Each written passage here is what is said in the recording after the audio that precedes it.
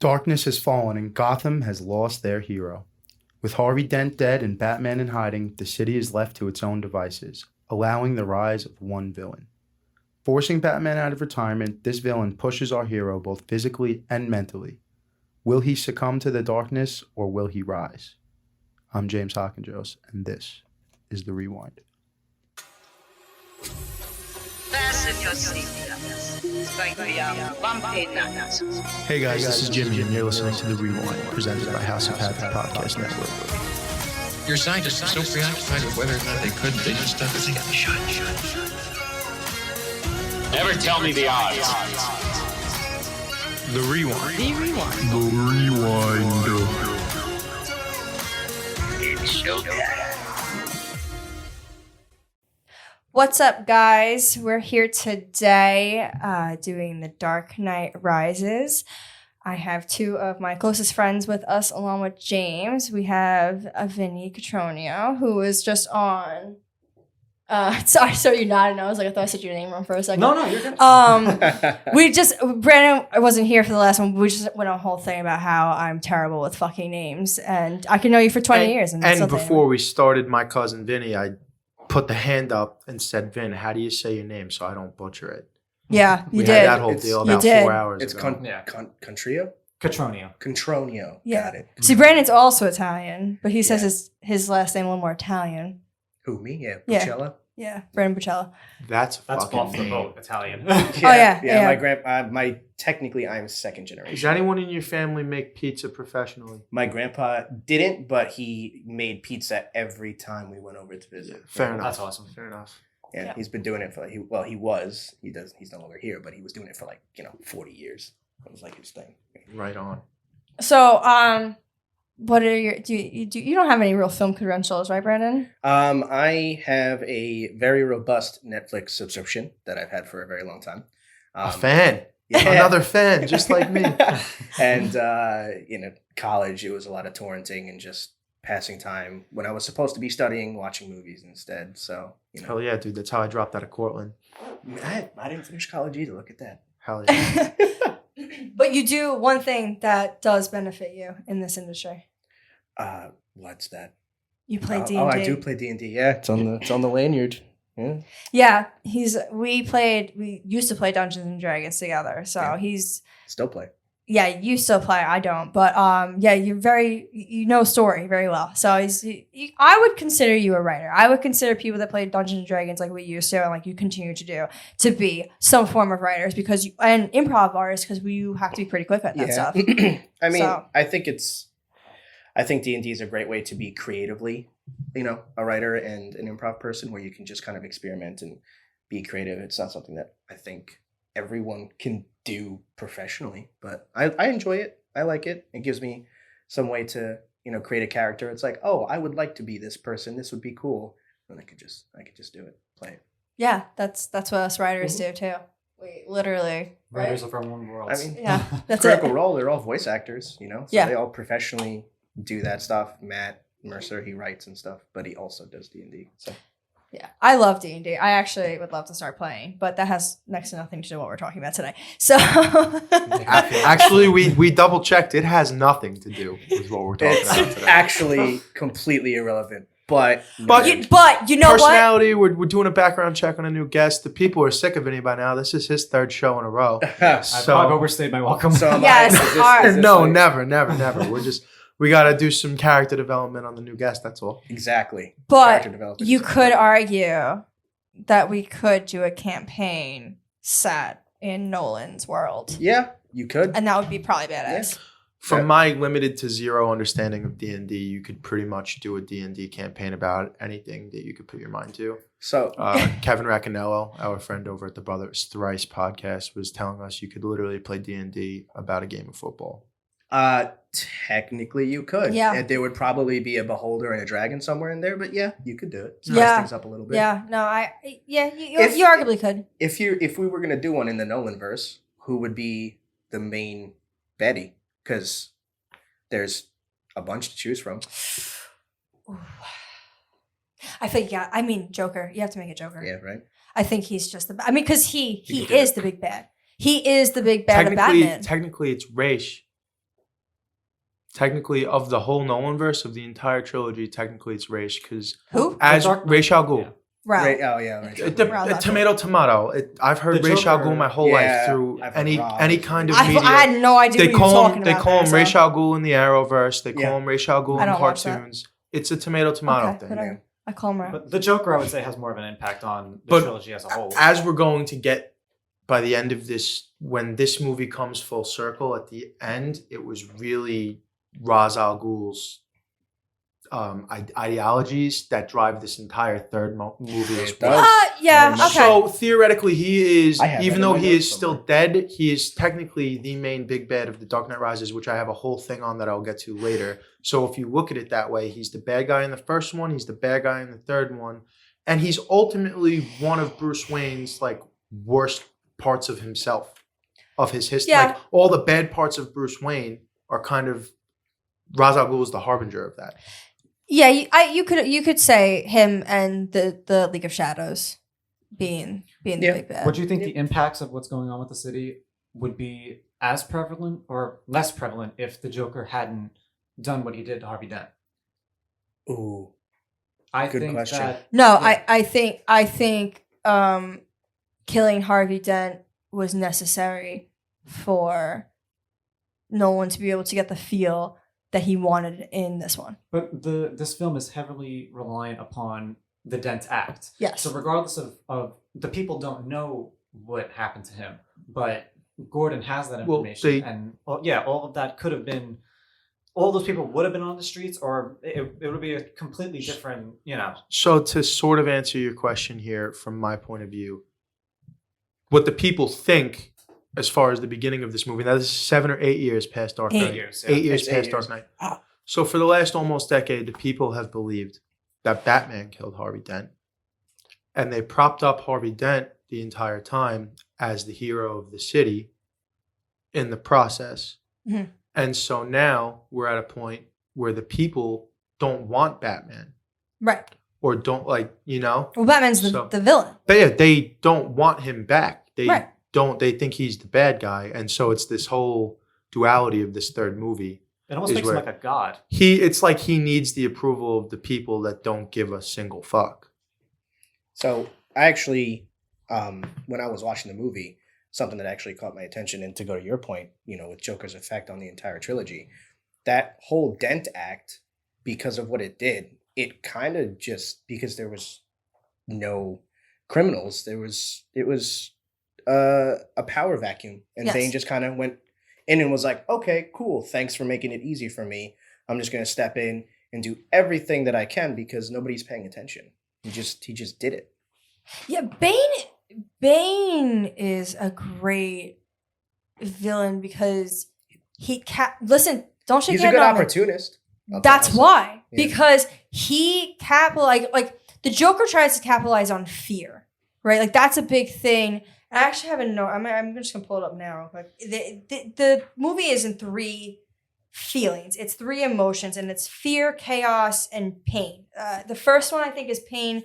Then the Joker is fear, and I think this one is supposed to be chaos. Yeah. And that's what Bane like capitalizes on. yeah. Is like this like you said, it's just a vacuum seal of power. Like Yeah. it's and that's what chaos is. Money breeds chaos, and that's kind of like a little underlining thing in this movie. But before we get really into that's this where I was stuff, getting. yeah, let's go into personal feelings and like Personal score. Well, and so I'll go first. Personal score. I'm going to get into why over the course of the next 90 minutes or so. Not that I don't like this movie. I do. It is a good movie. It's a very good movie. Phenomenal comic book movie. I think I'm coming in a little lower than you guys are expecting because I'm going like 7.3. I can't. No. I have problems with Bane. I'll get to that. First time I saw the movie theater. When it came out, 2014? 12. 12. Yeah. So I would have been, freshman in college. So I saw that when it came out in the movie theater. Probably one of the few. There's a small list of movies I've paid to see in the theater twice, and I'm almost positive this is on it. Because when it came out, it was like, oh, did you see Batman yet? I'll go with you. Let's, same thing Chris was saying about Jurassic Park a couple of weeks ago. My problem with Bane in the first movie, Ra's al Ghul is the main bad guy. Mm-hmm. His message is very clear. He believes Gotham is is beyond saving. Mm-hmm. It needs to all be burnt and reborn like the Phoenix because it's beyond saving. Heath Ledger, Joker, is just an agent of chaos. He's a harbinger of chaos. He just is a nut, really, and just wants, like they say, some men just want to see the world burn. And that is his goal, is to just create chaos and destruction. What's Bane's? Bane. Well, Bane is pretty much on a nonsensical power-hungry tirade for almost 3 hours of the movie. It's not until the very end when you find out that Talia is basically henchmen, and Talia is executing her dad's plan to burn Gotham down to the ground and bring it back from the ashes, which is what I was talking about before, how Ra's al Ghul is the main big bad of this trilogy. Because ultimately, the end of the third movie, we're right back to where we started in Batman Begins with the goal of the bad guy. I was actually going to... Bane is essentially nothing but a glorified henchman. Ooh. Throughout his entire comic book career, and no DC comic enthusiasts will not fight me on this. He's a glorified henchman. I'm not fighting you on it. So to put him in the same conversation as Ra's al Ghul or the Joker pisses me off a little bit because he's not even the big bad of the movie. Talia is the big bad. And it's really up until you find out when Talia reveals herself, what is his mission? What is his goal? I mean, he's just on it's gonna break down Blackgate. We're just gonna what is it? It's to bring chaos. It's You can make the same argument that he's an agent of chaos. Yeah, they all are. You could even argue that he has more character. So I'm not going to accept the because it's all well known, right? That Joker was the agent of chaos. That was the whole point of his character. Yes. Right. When this movie was made, which was being made because it almost didn't get made, but I'm sure you have this in your notes. I'm not going to get too far into it. The studio wanted the main big bad of the third movie to be the Riddler because they weren't going to recast the Joker, and they thought the Riddler's character was similar to the Joker's character, and they wanted Leo DiCaprio to do it. Nolan didn't want to do that because he wanted to have a juxtaposition of the type of villain that Joker was and the type of villain that Bane was. So Nolan's whole mission here was to make them different. So I cannot accept that they're both agents of chaos. Well, I would say all three of them are agents of chaos. But the Joker is more than that. The Joker has more character than Bane, hands down, based on his ambiguity alone. But they kind of, at a surface level, want the same thing. To burn the bridges down. Joker did that metaphorically with Harvey Dent. He broke down the bridge of everything that Gotham thought was a high class and individual who's going to save us. Bane, on the other hand, literally did that. He did what Joker was trying to do. Because if the Joker hadn't have gotten caught, he would have burned the city down. Yeah. So I think just to go on the fact that he's an agent of chaos alone is not. It's on the surface level, it's true, but I think there's a lot more underlying to the Joker where I agree with you that Bane is just that on the surface level, but that doesn't make him a bad villain for me. What Bane really is just he's paying his life debt to Talia. I was gonna say he's paying a life debt to Talia for getting him out of the what's the name of the prison? It has a name, right? It's not the crypt, is it? It's the pit. The pit. The pit. So I was trying to find the note. So the first movie is Fear, the second movie is Chaos, which is why Joker was the agent of chaos, and the third movie is Pain. So that's I was interchanging chaos and pain. So that's fair because there's the point where he has the TV on, the news, where he wants Bruce to see Gotham burn. Yeah. But other than that, there's no real reason for his reasoning for wanting Bruce, his targeting for Bruce. I think Bane is a extension or I don't want to use the word manifestation, but I can't think of a better word now. But for lack of a better word, Bane in this movie seems like a manifestation of Talia's pain, because I think at this point she has pain, she has revenge in her mind, and I think she knows what she wants to do, but could she pull it off? So she uses Bane, who's basically her henchman, to do it. And I think that's just her expression of it, and that's I think the way we see it is just all of that coming out, and then on top of that, Bruce is seeing his city when he's in the pit being completely taken over by this, I guess you could call him psychopath, rage monster, who's just going around and there's nothing that he can do because he's literally crippled. He's just sitting there trying to get stronger. I think a big reason as to why I never questioned why Bane's there, having nothing to do with the Talia aspect, like before we find out, is because it's discussed Doggett brought Bane here. So Doggett brought Bane here. Yeah, it seems that way. Yeah. It's right there. Yeah. Doggett is trying to take down Bruce Wayne. He is trying to control the Wayne Enterprises and the energy, all that stuff going on. He wants it's a power thing. None of that works out for Doggett. But that's ever because Bane just used that. Like he literally used it as a way to get into where he needed to get into. And once he had his actual intention set up, because he had all those crews and they were digging underneath the stadium, but they were supposed to be doing something else. And Doggett says to him, "What's going on with my guys?" And that's where they get into the argument when he kills him, right? Or is that no? It's not the same argument, but still, that's when Bane starts to flex his muscles on Doggett and be like, "No, you're not really in control here." No, I know that. The whole thing was just a manipulation of resources, really. I know that, but it's just like I don't question as to why Bane came to Gotham.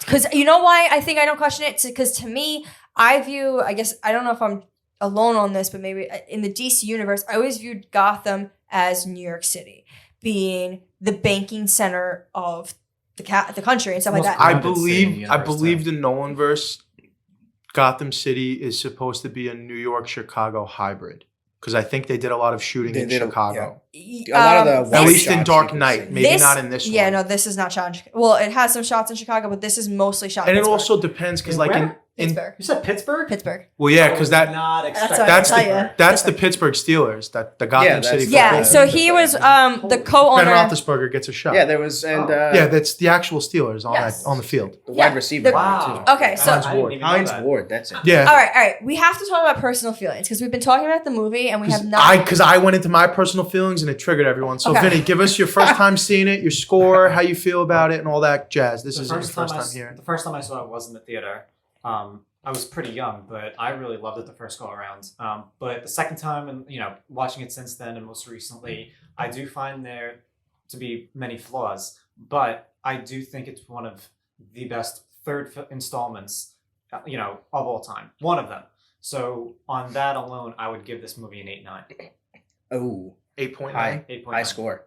Yeah. What did you give it? 7.3. Because it's plot, though it's like kind of cliche, like, oh, the bomb is going to go off. We have the big bad guy. It's justified by the scale that Nolan was able to achieve. Because this is probably, I think we talked about this was probably his biggest film, like budget-wise, content-wise. Yeah. He hasn't had a film prior. They talked about it when it was coming prior. I think Inception was around this time. I don't know if it was before or after. 2010, I think. Inception. I was in high school when Inception came out, and I had graduated by the time this came out. So I think Inception was before. Either 10 or 11. It was in I remember between. I remember seeing the promos for Dark Knight Rises and go, he was in Inception when I saw that. Oh well, Hardy went on a massive run. That was like during this time, and I said to him, Inception was really the first film I really remember ever seeing him and going, wow, that guy's pretty good actor. Curious to see where he goes, not realizing who, like, the actor of Tom Hardy. Mustn't be afraid to think bigger, darling. But you know what though, Inception, like, honestly does not do him justice because then you have him in He's this. So suppressed in that movie. He is such an amazing actor. I mean, I would put him as one of the best actors of our generation. I think it speaks a lot to his best of the last acting 10 ability. years. He's one of the best of the last 10 years. Easy. I would say one of the best of our generation. It speaks a lot to his acting ability, to the fact that he was suppressed, but he was one of the most memorable characters in the whole movie, even though he doesn't have the most screen time. Killian Murphy, though, that's another thing. Like in this trilogy, and our boy Thomas Shelby. Oh, I love. I'm talking about Inception, by the way. Not to step on this too much because you brought up how many good third movies in a series are there. One of the reasons this movie almost didn't get made, and Nolan didn't want to make it, was because he asked himself how many third movies in it are worth anything. That's worth watching. Yeah, it was a combination of that, Heath Ledger dying, not knowing how to do going forward, and not feeling compelled to, like he said, if we can come up with a script that I feel not just okay about, amazing about, I'm not going to do it. Yeah. He also wanted to make it so all 3 films could stand on their own and that Yeah, they wouldn't be 100%. tied I think they together. can. He pulled 100%. it They off do. with that. They 100% do. 100%. You don't need to know any other information from any other movie to watch any of them. I Let's watched hear The your Dark Knight deal. first. You know, Oh, you saw The Dark Knight first? I saw The Dark Knight first, and I watched That tracks with his Nominees. age, though. How Yeah. old were you when The Dark Knight came out? It was 08. Yeah. What was it? I was 11. Yeah, Yeah, that that makes sense, so I that guess. means you were 7 when Batman And I Begins gotta tell came you, out. for an 11-year-old watching this in the theaters, it was very traumatizing. Like it was one of the darkest films I had ever seen in the theaters at that time. Like when the moment when they blew up Rachel, I was like, get Yeah. the fuck out of here. Yeah, that was some pretty grim stuff. Yeah, that's a crazy scene. Give us your deal. The first time I saw this was in theaters, and I will never forget seeing it in theaters because I went with a couple of friends who are massive comic book fans and DC fans like I am, massive Batman fans, and one of my friends screamed bloody murder like a little girl when Bane broke Batman's back. And literally he screamed out, the whole theater silent, he screams out, he goes, they broke Batman's back! They broke Batman! And to this day, it still comes up in conversation. That's really Like funny. it was one of the funniest things I'll never remember. And it was funny, and we laughed, but we were still so in the film that it didn't even take us out because we actually kind of felt that way. Like, holy crap, we're watching Kingdom Come, honestly, which is a fantastic comic. But I love this film. This is probably my favorite out of the trilogy. This is one of my favorite Nolan films. Honestly, next to Dunkirk, this is probably my second favorite Nolan film. And it does have its problems. I won't say it doesn't. I'm not going to say it's a perfect film, but I think it's incredible. I think Tom Hardy is phenomenal. I think Marion Cotillard is just Marion Cotillard. I love her. She's just so amazing. So I would probably put this at, I'm going to say a 9-1. Ooh, good. Yeah. Okay. I'm going to say 9-1. All right. So, My turn? yeah, your love turn. this, All sir. right. So I think everyone here said they saw it in theaters first, right? So Yeah. same thing. Went with a group of friends, got there super late, got horrible seats. So I'll never forget going because we sat in the very bottom right corner of the movie theater, and I sat like this the whole time watching the movie. It was a horrible experience. Great movie, terrible movie going experience, I should say. Let me clarify. I've seen it a few times since then, and I think the first time I saw it, I thought it was like really good. You know, you're there with your friends whenever everyone's talking about it afterwards. Subsequent views, definitely noticed some of the smaller issues here and there. I think overall, I'm gonna go 7-9 on the score. Oh, that's Guys, lower than I thought. breaking my I thought you were going to go a lot heart. higher. No, it has nothing to Breaking do. my heart. You went Okay, lower than I Padme, thought. chill. I didn't know you were going to go for a 9. Yeah, I knew. I'm a hard critic though. You really are. Me and No, her you should locked know eyes, this. and I How saw much the you praised 9 it. coming. I saw it. I was like, she's going to the 9s. You've known me for many years. You hyped this film up like I helmed Sweeney up. Yeah, but I wouldn't say this is a perfect film. I mean, honestly, if I was going to rate a highest Nolan film, it's Dunkirk, and Dunkirk, I I'd still haven't probably seen that, by the way. oh, Yeah, I'd no, probably it's rate fine. that a 9, 7, Yeah, 9, she keeps 8. talking I just about it. blatantly called anyone who doesn't like Dunkirk stupid before. Oh, So- okay. So now But it's at the second time, if they don't get it, and that's it. Well, specifically the Yeah. timeline thing, because the timeline keeps jumping in that movie. I And think- a lot of people who say it's not good, it's because they can't understand the jumping timeline thing. And I'm like, you're not a fully functioning adult then. People said the same If thing. that's that confusing to you, then I just don't to respect you get as an way adult. off topic here, to be about the timeline thing, people said the same thing about the first season of The Witcher. They couldn't understand the timeline. dude, Yes. don't even get me started on the freaking Witcher. That makes me mad. That whole situation, because I played the video game, Yeah. but that The timeline jumping thing. because thing it's not is- done right. No, Nolan did it right in Yeah, Dunkirk. The yeah. way he time jumps and the way he ties things in is done right. It's so fleshed It's out. it's really really smart the way he does it. But I would probably put Dunkirk in a high 9, like a 9.7, 9.8 situation. Dunkirk is fantastic. And so that's not even a 10. It's on the And list. that's I'll get arguably one of my favorite movies. I wouldn't even rate Goodfellas a 10, and that's my favorite movie of all time.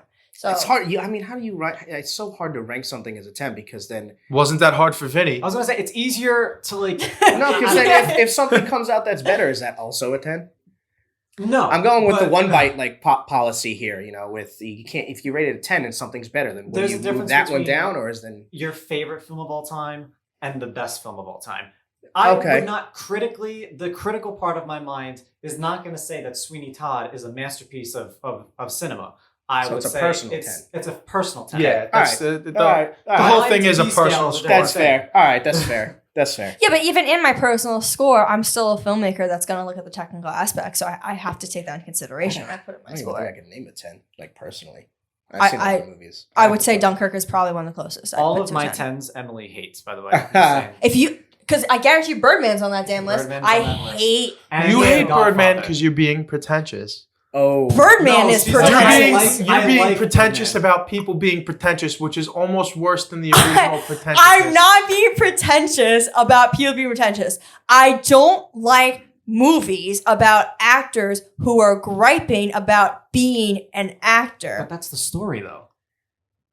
It doesn't mean I have to I just like saw it. her forehead twitch so No, much. you don't have to like it. You Yeah. don't. That You don't. face You're just absolutely came right. I flying out of her can't head. fucking stand Birdman. I Like, had it's up a- there with Citizen Kane. Tell on us my how you hatred really scale. feel. Em. Yeah, Tell us I how had you a really feel. 24 by 36 poster of Birdman in my bedroom. That's how Nice. much I loved it. And she's Yeah. like, I want to tear this down. I'm surprised she It's didn't not- just take it upon herself to want tear to it down. completely It was- deface I'm this. not. Listen. I may be a shade queen, but I'm not a complete bitch. Okay.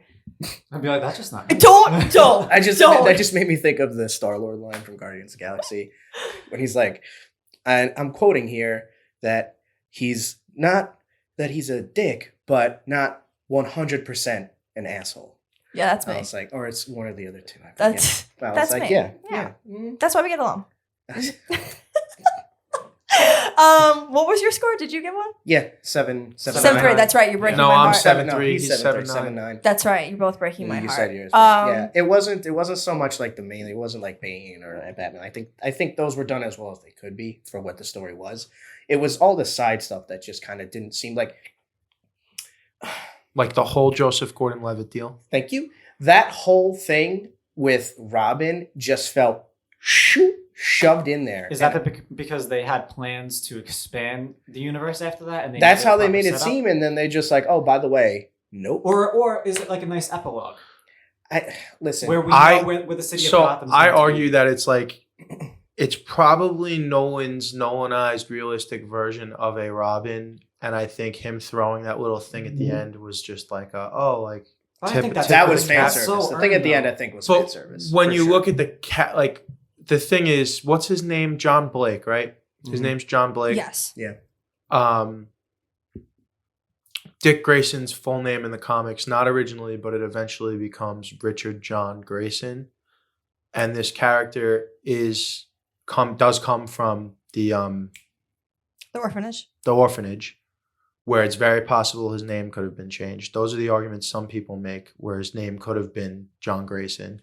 The other thing is there are parts of his backstory that also line up with Tim Drake. So he's kind of a Robin hybrid. He is. That's been said. There are he parts is a of Robin his hybrid. there are parts of his origin story that line up with Tim Drake. There are parts of his origin story that line up with Dick Grayson. Dick Grayson in the original Nightwing run, his day job is a beat cop. Yep. So that way he can get a foot up, the foot up on the crime. So there are bits and pieces of it, and he just kind of, I don't believe that it's his version of Robin, more of an homage to Robin. Yeah, that's how it felt. Because I don't, like, if you wanted to make your realistic Robin, you could have at least just given the fucking blatancy of giving him one of the 4 names of Robins. Yeah. You could have made him Tim Drake. You couldn't make him Damian Wayne. That That'll option's that'll out. take the attention away from the story. Exactly, which is fair. Yeah. Which is fair. So I have no problem with it, but I don't count him as a Robin. I say let's take a break and then we'll go into this because I have facts. Fair. Okay. All right, what's up, guys? As everyone knows, this season we are on YouTube. Last season we weren't, and I got to be honest with you, we were dressing like shit a little bit, you know? We weren't worried about what people saw. We were wearing pajamas. We had Anthony coming in wearing whatever sweats he wore to work that day. Half the time I'd roll out of bed and show up to the studio. But now the people are going to see us and we got to look fresh. We want that fine Italian fucking material. That's right. We're talking Saatchi di Dinero, streetwear brand from Long Island, New York. The gear is fire. It looks good. Right now I got the M5 Motivated Money Making Monday morning hoodie on, okay? You're going to be able to get this and so much more at SaatchiDiDinero.com. Promo code HAVOC is going to save you 10% off. That's SaatchiDiDenero.com. HAVOC. Promo code HAVOC gets you 10% off. Always authentic, never counterfeit. Saatchi Di Dinero. All right, what's up, guys? We're back. Emily's got some internet research and facts about the film for us now. All right, so director was Christopher Nolan. The writers were Jonathan and Christopher Nolan for the screenplay, Christopher Nolan and David S. Goyer for the story, and Bob Kane for the characters. Cinematographer was Wally Pfister, and this was actually his last film that he was a director of photography for. After this, he went on to solely just directing films. Music by Hans Zimmer, which we have to talk about. This also was the first Batman film that he didn't partner with, blanking on the other composer's name right now, that worked on The Dark Knight and Batman Begins. They asked him to come on this film, and he said he didn't want to feel like a third wheel because Nolan and Hans had just done Inception together, and they had massive success with that. So he felt a little weird coming into this one, so he chose not to. Editor was Lee Smith, who is James Newton Howard. Thank you, James Newton Howard. Lee Smith, he's used for majority of his stuff from, I think, starting with Batman Begins, and then he's used him since then. He's pretty much been his sole editor. I'm pretty sure he did Dunkirk, and I definitely totally did know all of this Inception. information. What? I totally know all of this information. Do you? Oh, look at you. Good for you, Jojo. You got yourself a girlfriend. That was perfect. Sorry.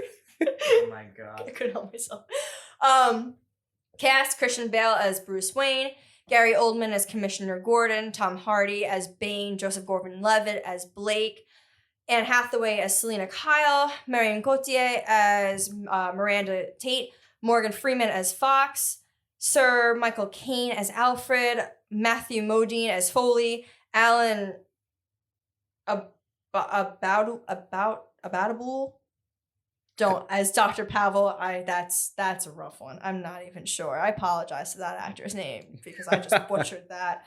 But this was the hardest thing about being a teacher too, which I feel like you can probably turn around. Like walking to a class you don't know and getting the list and you're like, who named this child? Like who? Or calling somebody by the wrong name. That look of, I'm not this person. Or they just don't raise their hand. And it's like, listen, I'm calling on you. Can you please just raise your hand? You with the red shirt. Exactly. Answer my question. Ben Moldison as Doggett and Bern Gorman as Stryver, who I love Bern Gorman. Oh my god. Sorry. What happened? Internal thought. Just something clicked in my head. About one of the actors? Yeah. What was it? Isn't it Ben Mendelsohn?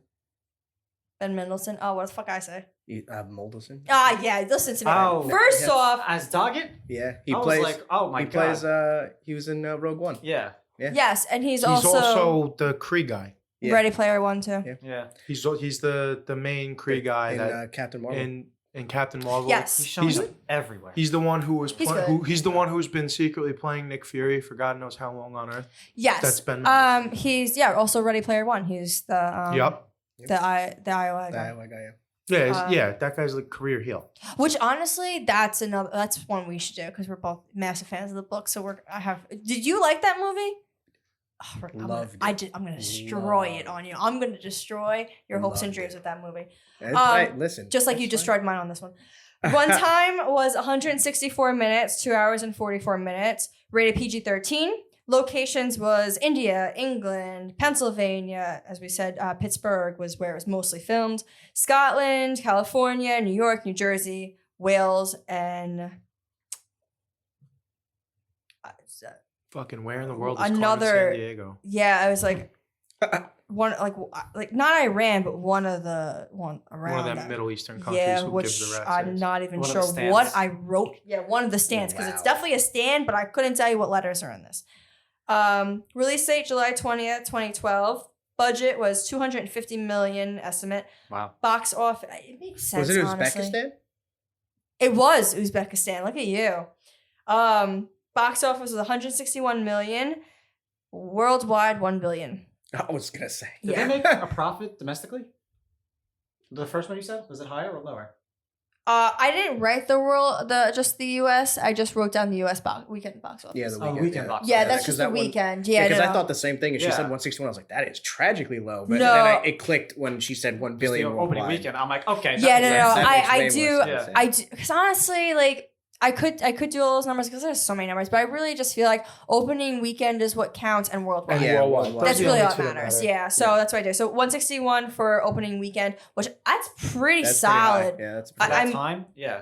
For Very- 2012, yeah. like Avengers that's came out in that same year. yes. Yep. Yeah, it did. Yeah. So Wow. did one of the Mockingjay, one Jay, was it yeah. Mockingjay? part 1. It was one of them. One of them. Who knows? Yeah. So yeah, 1 billion worldwide. The camera was the Reflex Panavision IMAX and VistaVision. This was the first film that Nolan tried to theoretically tried to shoot completely in IMAX. But at the time, the IMAX cameras were still very loud. So he couldn't do the close-ups and the dialogue with the IMAX cameras. So everything, like exterior and wide shots and all that stuff, anything he could do IMAX was shot with an IMAX camera, which now is Nolan's thing. He did Dunkirk completely in IMAX. That was I believe it was the first film to be completely shot in IMAX. Am I right on that? It was his first. I know it was his what we were first. saying before, I think The Hateful Eight was before that. That was shot out completely in That IMAX. was shot completely in 70mm IMAX. Okay, yeah. So that, Yeah. but that was Of course, Tarantino did it. Yeah, too. those Yeah. were right around the same time. But he really wanted to do it this one. It just was not possible. They actually won no awards, and it was nominated for no awards. And this was the first time since I have it written down. I'll get to it, but this is the first time in a while for Nolan to not be nominated for anything. Well, So some facts: Nolan considered CGI and unused footage to briefly appear the Joker, but felt it just would. Disrespectful. yeah. That's really Yeah, what it was. probably He just wasn't- kind of felt it probably would be wasn't just gonna come out the way completely that he disrespectful wanted to. for all that. Hardy is 5'9", had to wear 3-inch platforms. Like I said earlier, the first film is based in fear. The second is based in chaos, and this one is based in pain. And that was the running theme for throughout the series. Hardy accepted the role without reading the script. Hardy said, it felt like I was beating up my childhood hero when he had to fight Batman, because he said he was a massive Batman fan as a kid growing up, so he said it was a little tough. The line, "That's a lovely, lovely voice," was improv.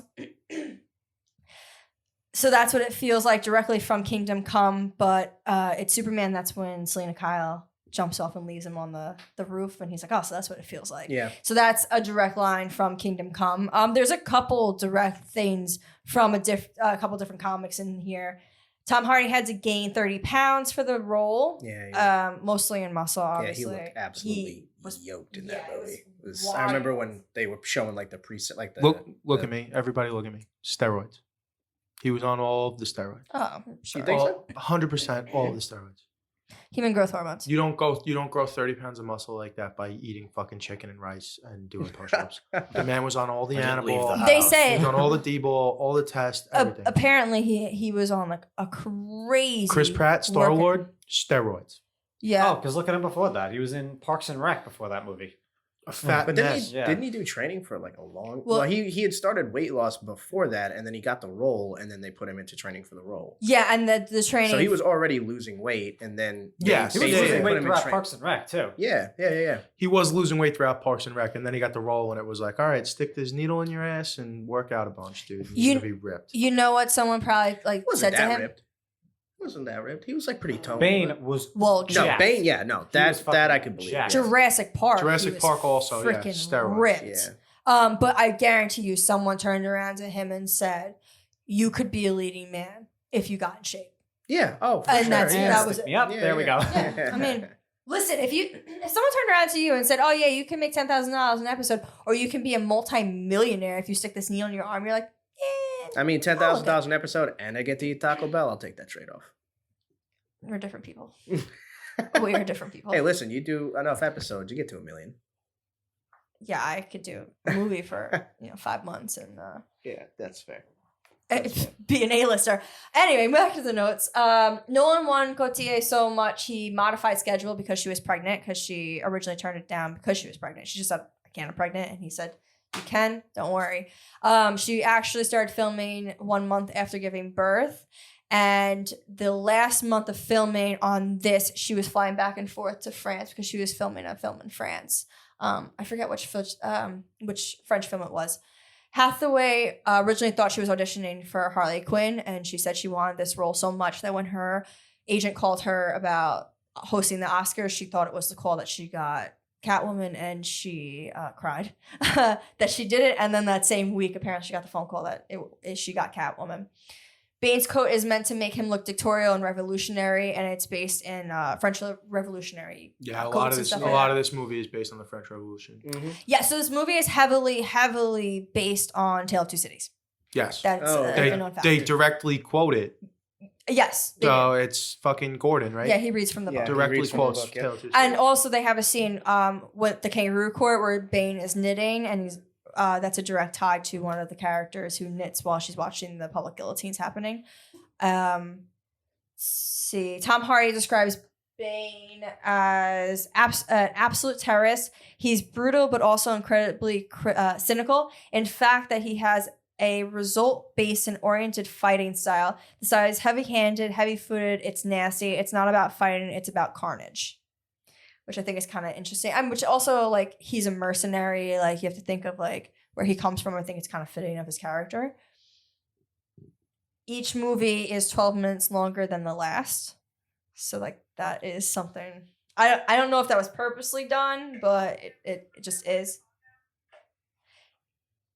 So, in this movie specifically, there were six Oscar winners, 3 nominees, including Gyllenhaal in, like, behind the scenes, like, cut footage that was in, like, alternative stuff in the special credits or whatever. And the picture of her, it would be 10 nominees altogether, which brings us to the highest number of Oscar nominees in a superhero film to date. In this movie? In this movie. I thought you just said before it wasn't nominated for anything. No, the actors. No, the actors. The people. How many Oscar nominees were in the film. So gotcha. It's a total. So Christian Bale was a winner. Michael Caine won. Morgan Freeman won. Gary Oldman has won. Marion Cotillard won for La Vie en Rose. They're all former winners or former nominees. Yes. Yeah. I got you. Yeah, and then Anne Hathaway, and then the 3 Oscar nominees were Tom Conti, Liam Neeson, and Tom Hardy, and then Maggie Gyllenhaal was also nominated. She was in archive footage, and she had the picture of her, so it brings it to 10. But even without her, it's still the highest, which I thought was kind of interesting. And I mean, honestly, this is a massive cast. There's a lot of names. At the time, it was, being cast in that Dark Knight trilogy was, it was pretty huge, and they were getting, Dark Knight itself got so many good reviews and so much praise that when it came out that he was going to do a third movie, I'm sure there was no shortage of actors to line up to do that. Oh yeah. Well, I mean, Dark Knight, they had all but already nominated Ledger. Yeah. Right after the first trailer came out. Yeah. Before the movie was out, they had practically already nominated Ledger. Yeah. The same people that said he wasn't going to be able to pull it off. Like, when the movie was coming out, they were like, that guy? No.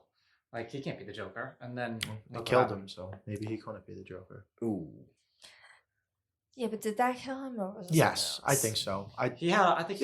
Technically, it was the meds and shit that he was on, but I think. I mean, he is a method actor, and they did say he got very deep into this role. Jack Nicholson said it, that playing the role, but make sure you're ready because it's gonna do some fucked up shit to you.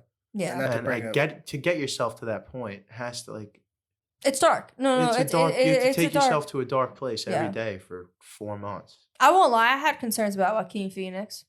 I did too. They said he was a miserable fuck too. Yeah. They were saying because he wasn't eating. Yeah. No one could eat if he was on set. They wouldn't put meals out because he would lose his fucking mind. Oh my god. Wow. Yeah, it was that bad. Actors, man. Yeah, I mean, method actors there specifically. I mean, not to bring up, that guy. But Jared Leto said the same thing about playing the character, and he was playing a completely different version and interpretation of it. I like Jared Yeah, that's Leto's not an argument for Joker. today, but I have no problem with Jared Leto's Joker. Yeah. That's fine. I'm just saying some people don't, so I didn't. Yeah. I wanted to Yeah. tread carefully. And on that honestly, I love Jared Leto. I think I mean, he's I think he's a great I actor. think he's Super so talented. one. He good. was phenomenal. Triple in Blade threat. Runner. Also, School of Visual Arts alum. I was gonna. I thought you were gonna bring up 30 Seconds to Mars. And 30 Seconds Well, to I that's- love yeah. 30 Seconds to That's Mars. what I Don't was even getting at start with the triple that. threat. Yeah. Oh my god, I love that. I love that band so much. Act, sing, play music. It's phenomenal. So Batsuit was 110 separate pieces. Bane's red helmet and the brown jacket was a nod to Jason Todd, and also having like DC delivery, like when he's delivering the stuff, it's DC something on the back. Killian Murphy is the only villain to appear in all 3 movies. Nathan Crowley approached it as an actual military project when designing the like military gear and stuff like The that. That was used. Batcopter. Yeah, all that stuff, the bat and the motorcade and stuff like that. Blake talking about the giant alligator was a nod to King Croc, who Bane breaks King Croc's arms. I think it's in Kingdom Come to get to, Might be Nightfall. or it might be Nightfall. One of them, Bane ends up breaking Killer Croc's arms to get to Batman. The stadium scene was shot during a massive heat wave, and everyone was in coats and everything like that. The plane used during the CIA scene actually crashed a year later, which is kind of messed up. That is. I saw that. I was like, wow. The first draft ran about 400 pages. Oh my god. I read that. I don't know what the final script count was, but I read that and I just went, Released a what? Nolan cut. I would have been like, this is 3 not films in filmed. one, or is this all 3? Or are you just giving me one? Like that never got filmed. I That know, it probably was finished. never left him and his brother. Yeah, That like- 400 page one. Yeah. They probably got finished it and went, well, that's never gonna happen. Yeah. You this know, is- like, yeah. could you imagine? You'd kill me. I can't even imagine. I can't imagine that. If I turned around and said, dude, I got 400 pages, you gotta cut it down. If it takes me 5 minutes to open up the document, I'm sending it. I'm just gonna delete it and send it right back. I'm like, I don't care. I want it to take me 30 seconds to open, not 10 minutes. Yeah, dude, I don't even know what I would do. I don't think I could read it. I might read it though. If it was Batman film, I'd be like, give it to me. Like, let me consume that entire thing. 400 longest Batman film to date. Although it's not including like re-releases or extended versions or anything like that. It's just in theaters. Nolan's second longest film, Interstellar, is his first. An extra was actually arrested stealing an unmarked police car for a scene. Caused a big thing. The police didn't believe him that it was for this movie. So he ended up getting arrested and they had to bail him out. Jessica Biel and Kate Mara were both screen tested for Catwoman. There was a bunch of other names thrown into the list at audition, but they were the only 2 that really screen tested. Only Batman movie where the final battle takes place at dawn. The rest of them all take place at night. Cotier dubs herself in French for the French and the Canadian films. I mean, why wouldn't she? Nolan's first to complete a Batman trilogy and the second superhero trilogy. Raimi was the first with 3. Yeah. Tickets were sold out 6 months in advance, which I remember that. First time since 2002. Oh, that's what it was. It was his first time since 2002 to not receive an award or nomination for a film. Wow. So, yeah. That's pretty wild. That's That's a hell. Yeah. That is That's a 10 long years. streak to be broken. 10 years. You've never received one, and this is the Now. one. Which Yeah. honestly, I think if Heath Ledger didn't die, then it may have gotten awards. But because The Dark Knight was held at such a high regard that this one could never compete. It just could never compete. But you know what? It's almost like I know you're gonna hate this example, but The Godfather and The Godfather Part 2. I see you rolling your eyes. If that mystic of Don Corleone, I know the circumstances are different because Marlon Brando didn't die, but he just refused to show up for production for the scene in the second movie, and I think it almost adds to it in a way. Like I know it was probably because he's like, I don't feel like doing this anymore. He didn't show up for that last scene where they all were coming in for a surprise party. But Dude, I've never seen any of those movies. oh, well, there's a spoiler alert. Really? No, it's fine. But you're looking at me like I'm supposed to be following along. Yeah. I I'm don't like The Godfather. But like that ending scene of the second film, it's just on Michael, and he comes in, and I didn't even hear. I that. didn't. I'm looking right at you. It's Frank. just an Yeah, exchange we're of here. looks. Yeah. We're here. I just ignored that like piercing strike to my heart. I do like the second one. I like the flashbacks. But For do the you first time in agree my life, that I like that ending flashbacks. As long as you is- said you didn't yeah. like the third one. Like that ending scene is so impactful because he's not there. And I feel like it's the same thing in a way with The Dark Knight Rises, because even though the Joker is not mentioned or even he's not talked about at all, we don't see any pictures or archive footage of him, you still feel his presence. Mhm. And I think that just talks about how like Heath Ledger killed it alone, like on that precedent. Like it's amazing, but what Nolan was able to do with that character and how he had such an impact on a film that doesn't even mention him it's pretty impressive. So I liken the Heath Ledger deal to Biggie or Tupac or even Big L in the aspect of Biggie and Pac are in everyone's top 5, right? That's great. Biggie died at 23 and Pac died at 24. They never lived long enough to keep making, like Eminem is 50 and he's continued to make music and he's had flops. Eminem's just the guy I go to because he's got a deep library. My point is Biggie and Pac didn't live long enough to potentially flop. Had Heath Ledger played the Joker again, we could be talking about this character completely different. So it's not, I'm not necessarily playing the argument that people only cared about it because he was dead and he's the first, I don't know if you had that in your facts, he's the first posthumous Oscar winner. I didn't actually, but I was going to mention it. I didn't have it written down, but I there was a lot of I notes don't in this 100% put it on that, but there's like the bench, there's no, he died. So, you know, had he played this character again in one more movie, he could have potentially destroyed his own legacy. Right. So that's kind of, it's not that I want to take it away from him the same way I don't want to take anything away from Pac or Big, but they didn't live long enough to potentially fail. Do you think that they died the heroes. They didn't live long enough to see themselves become Correctly. the villains. Right. Do you think that like that measurement of who's the greatest of all time? I do agree. It is a little bit unfair because you're not taking into account all the artists and people that came out afterwards. So it's like, would you say that instead of that, you'd say who's the best of that period until that period of time, 1992, 1993? Then I would differentiate it by give me your top 5 all time and your top 5 alive. Okay. Yeah, Yeah. that's fair. Any other facts you got on that? Yeah. Jeez, I just saw the book as you were holding it down. It's pretty.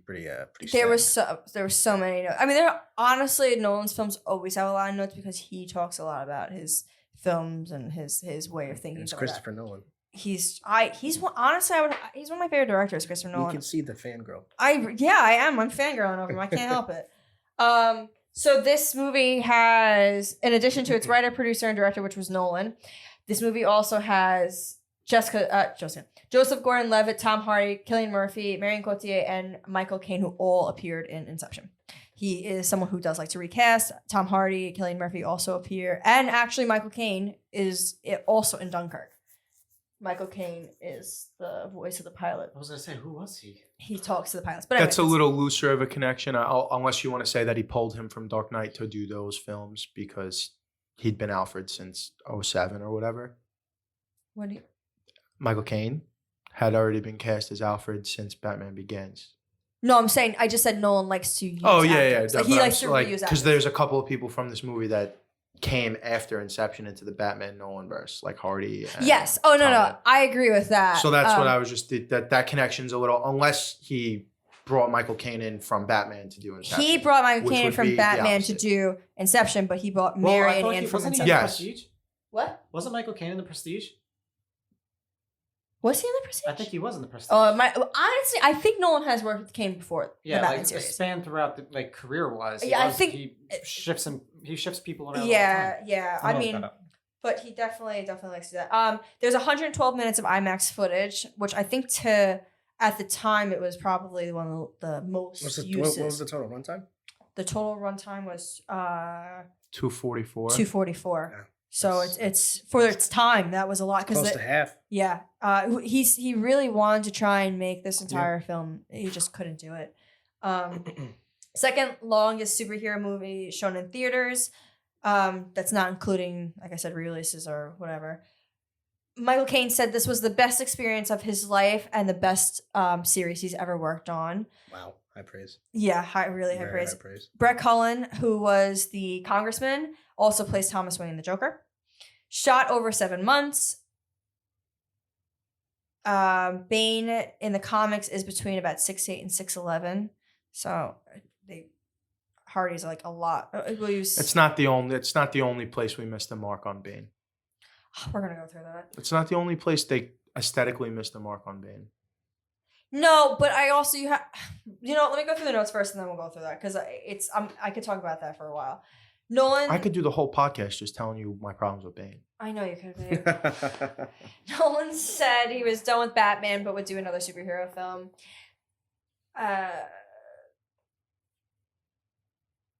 Christian Bale said he would not. That's what it was. Christian Bale said he would not appear in these movies if Robin was around.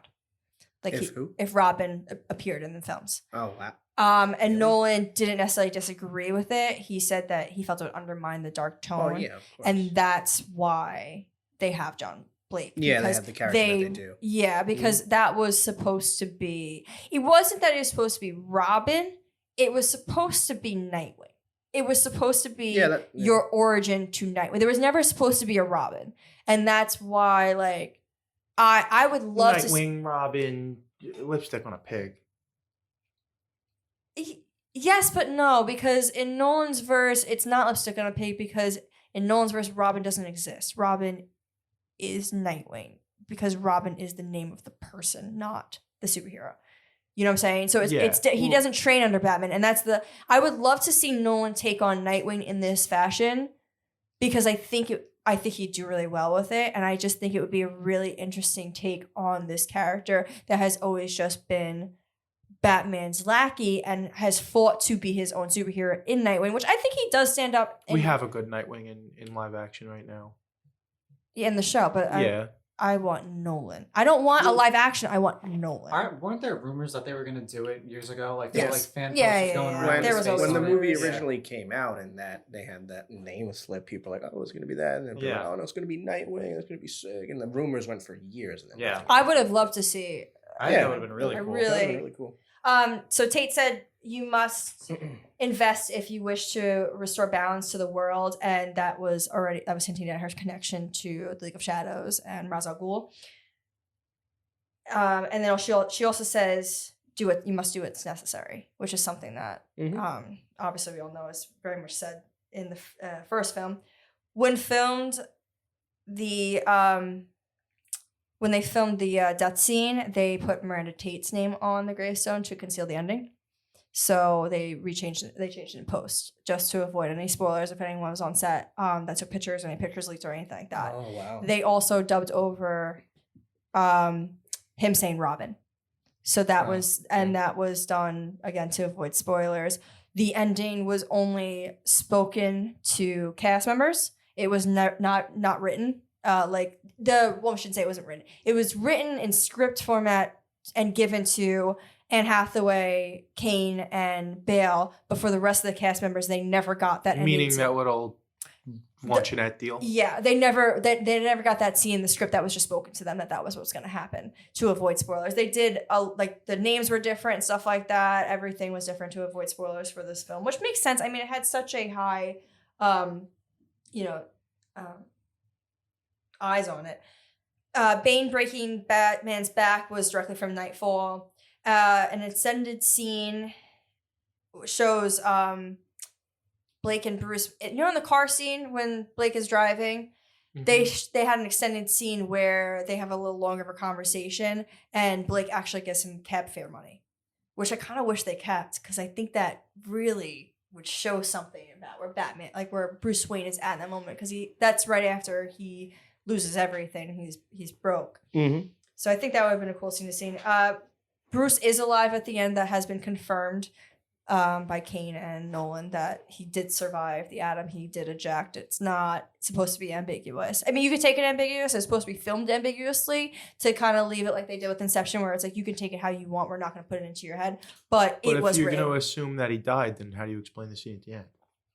that It was his fantasy, like his yeah, it was imagination. in his grief. He was just Yeah. singing that, Mm. but it's not. That's I always kind of took that as the fake your death and start life over and leave Batman behind. That- Well, they have the clean slate. That's Yeah. exactly. yeah, that's they what they're did. doing. Yeah. So let's see. Nolan, I said Nolan films to stand alone. The only Batman movie where he only tells Jim his identity. Like everyone else either figures it out or finds out some other way. He only like really tells Jim, and even when he tells Jim, He it's doesn't really ambiguous. tell Jim though, right? What is he? No, he kind of does because he says a hero could be anyone, including a man who puts a coat over a young boy's shoulders. and Yeah, tells him that's the how. world But is he ending. never says Bruce. Yeah, Yeah, he never. That's But what I meant. the specifically only comes out and says, person- "I bet." No, yeah, because then after he says Bruce Wayne. Well, because the thing is, the only person that would ever know that was said would be Yeah, Bruce Wayne. but that's so, what I meant by saying it was that he doesn't. yeah, he it's ambiguous. he goes around, you know. Yeah, it's definitely an ambiguous moment, but it's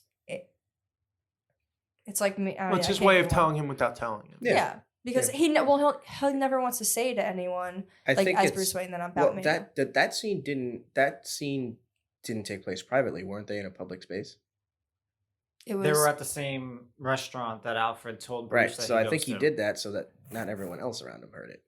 Only no. When that's no. When that's said, it's right after Miranda Tate dies, and they attach the bomb to the bat. And Selena Kyle already knows his identity. okay. It's just Alright. Gordon and Selena Kyle. So that's Yeah, when, all right. and they're So having never that mind. moment. That's why I was like, for some reason I remember that scene being Yeah. in a crowded place, but it's not. No, it's not. Yeah, and then he says something to him like, "If I'd love to know who I've been working with all these years." Or I think it was something just like them two right? because nobody else was around. Because it's he right. had already- It's right yeah. before he gets in the Batcopter and flies off with the bomb. Because he says goodbye to Anne No, Hathaway, Selena she goes Kyle away. is she leaves already. So it's just them two. Yes. Yeah, she leaves. No, that's what I'm No, saying. no, It was like she, that's no, yeah, she was. Yeah, yeah. No, that's exactly. Yeah. I said that. I did just watch it this morning. This was like the last one I watched just because I love this one.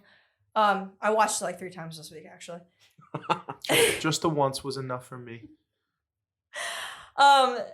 The Sit Back Kid You're in for a Show, that's directly from The Dark Knight Returns by Frank Miller, which I would say is probably one of my favorite Batman comics. I So, love The Dark Knight Returns. While we're here, those are the 3 the script is based on. It's based on Nightfall, it's based on The Dark Knight Returns, and it's based on Kingdom Come.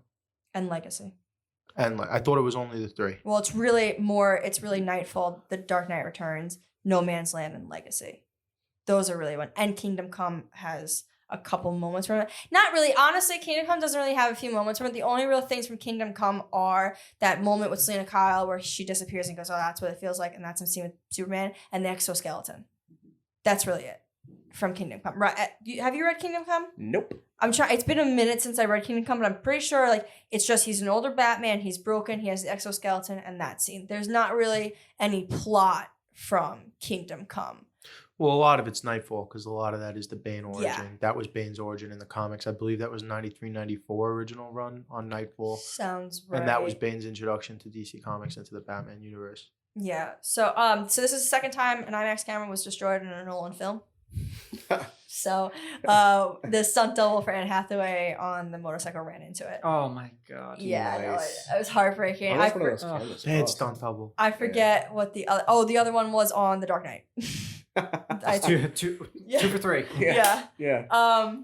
So I said Tale of Two Cities and Influence. Thomas Tull was the was an executive producer, and he's the co-owner of the Steelers. So that's how they got Oh, the yeah, okay. Steelers and the stadium and everything. That's also cool. part of the Yeah, reason. that was Heinz Stadium, Yes, it was. and it was the Steelers. And I'm not sure about the other team. I don't know how they went about that, but the Gotham City Knights or whatever they are is the Pittsburgh Steelers. Yes, and You the- get a quick shot of Ben Roethlisberger on the sidelines Mm-hmm. with his helmet off.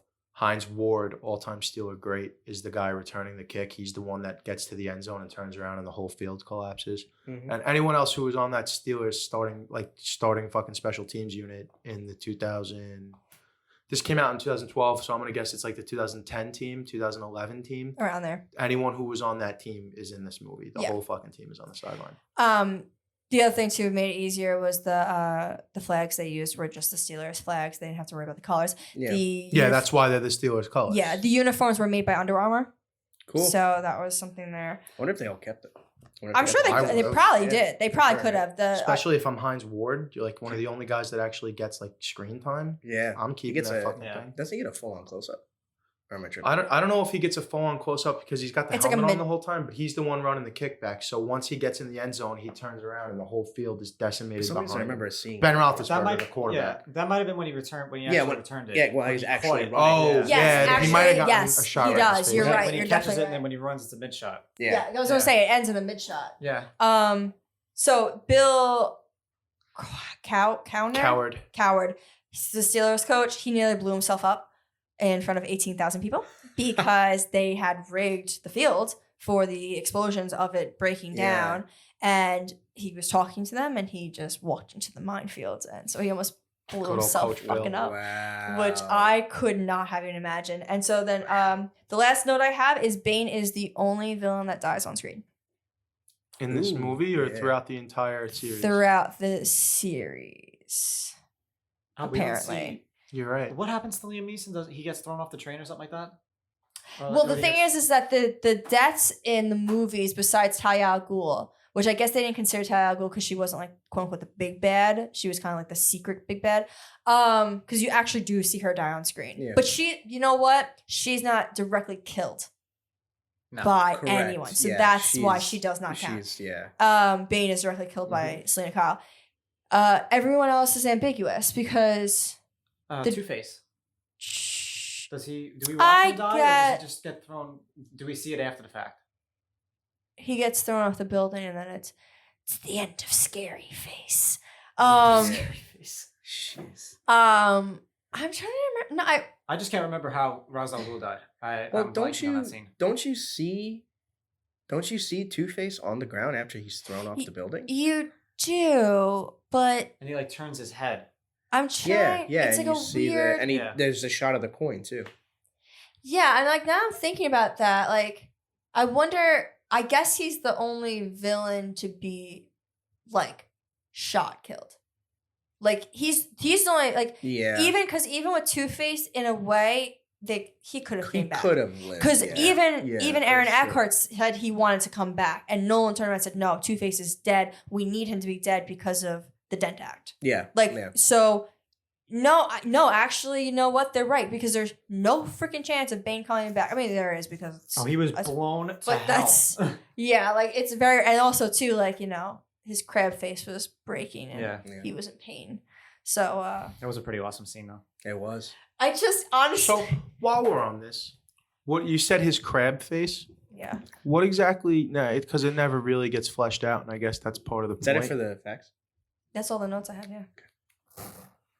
What exactly is that? Like, other than the why do you wear the mask? What would happen if I take that off? They beat the shit out of him, and it's the only. Yeah, all they say is that they beat the shit out of him, and then the haggard doctors in the jail like how to put him back together, and the mask doesn't really. Other than it's seemingly helping him stay alive or whatever. It's in the comic book. It's all he's got the fucking chemicals that run through his body, and I just checked because I was telling you the other day. I said, show me a comic book panel where Bane looks like that or even close to that. So I just checked Nightfall. He also in Nightfall has the luchador mask with the red eyes and the fucking shit going into the back of his head. No, I knew that. So Nolan, which I said when we were talking about this the other day, in terms of comic aesthetics, at the very least, the Batman and Robin Bane is fucking 20 times better. Wow, I thought you were in terms of aesthetics. Well, based on the source material. Yeah, but as a compelling character. No, well, that's the thing. Bane isn't a compelling character. But they give him. They tried to make him a compelling character and fleshed him out in this movie. But Bane, throughout the comic books, is not a compelling character. A body. He's a fucking he's a mercenary. He's a weapon. He's the fist of somebody else. He doesn't think for himself. He's just a gun. Which is ultimately how it ends up. Is he's not really thinking for himself in this movie. The whole way. At the end of it, anyway, it's really just whatever Talia's plan that he's executing for her. And one other thing that I will say about it is, we talk about this a lot. What makes a great villain is that they're the hero in their own eyes, right? Mm-hmm. That's what makes Thanos the ultimate villain, is because he thinks he's doing great. Right. You don't have that at all with Bane. I agree with you on that. I don't necessarily though, because he does think he is doing I right think in he his fully own eyes. believes I think in what he's doing and what Talia wants to do. He is part of the League of Shadows. No, he is an exiled member of the League of Shadows Right. because his ideologies were too radical for them. Right, but now Ra's al Ghul is dead, and Talia al Ghul runs the League of Shadows, and that is her man. He now is back in, and she says it. The only reason he was excommunicated, the only reason my father excommunicated him was because he loved me. So now that she is in charge, you don't think like, yeah, okay, maybe he's not technically in the League of Shadows. They're all in cahoots. It's one and the fucking same. Like I don't distinguish a difference in this movie about him not being in the League of Shadows and being in it because all of the people around him are League of Shadows members. His henchmen are League of Shadows people. They work for Talia. They're League of Shadows people. So, and Talia is following through the work of her father. Right. Which makes Ra's al Ghul ultimately the driving force behind the bad guys in this movie. Right, but to say that Bane doesn't have any, like, he's just there. No, he believes in this concept. He believes that Gotham is a cesspool and cannot be saved. I disagree. I think he doesn't think for himself. I think he loves Talia. I think and so, too. I Talia agree with thinks what he's Gotham saying. is a cesspool because her father did. I think Ultimately, we're talking about a guy who he got fucked up like that, saving little child Talia and making sure she got out of there, and then did the rest of his time in there, creating an enemy of himself in the process, and probably had to fight for his fucking life every day after that point, just so that this little girl could survive. Then she comes and saves him. It's a life debt. He's just paying back the life debt to her that he owes her. But there's also that, but I feel like his driving force and his motivation and his goals get kind of convoluted, where you have him at first, he's like, I am Gotham's reckoning, I am this, I am that, I'm giving Gotham back to you, the people. But then there's also this plot of, I'm fulfilling Ra's al Ghul's destiny and I'm going to kill you all and just rebuild it myself. But, which is kind of like Thanos. But then you also have the ABCD, whatever, the D plot of Bane, which is following along with what Talia is doing. So, which is sort of connected with Ra's al Ghul, but Talia is her own person.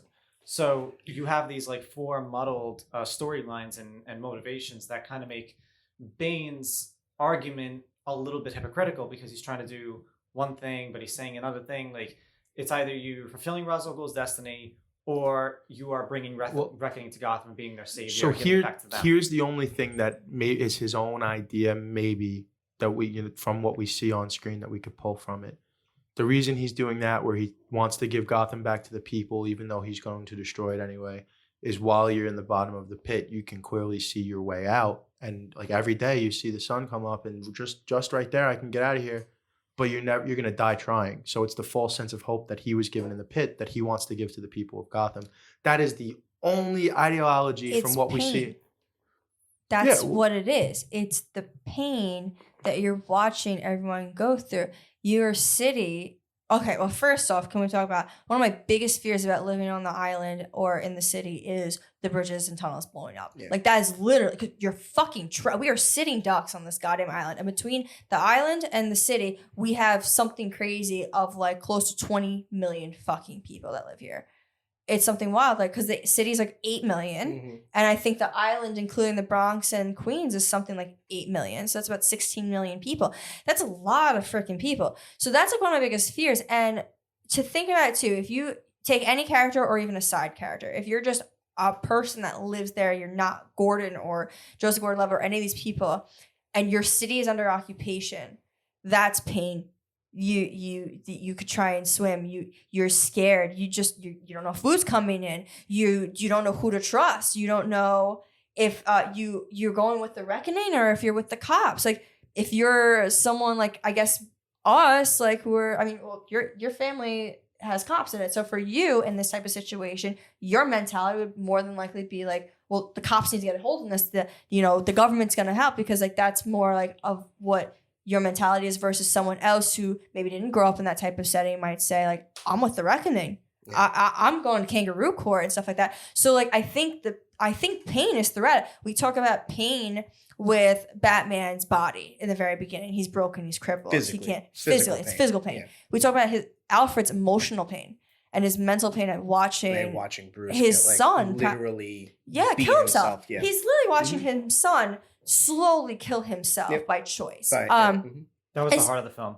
Yeah, Yes, you know, no, it was. so I agree. And then you break down Bane. Bane's pain is not only physical, but it's also emotional and the trauma that him and Talia have gone through in their life. I mean, honestly, I think about it.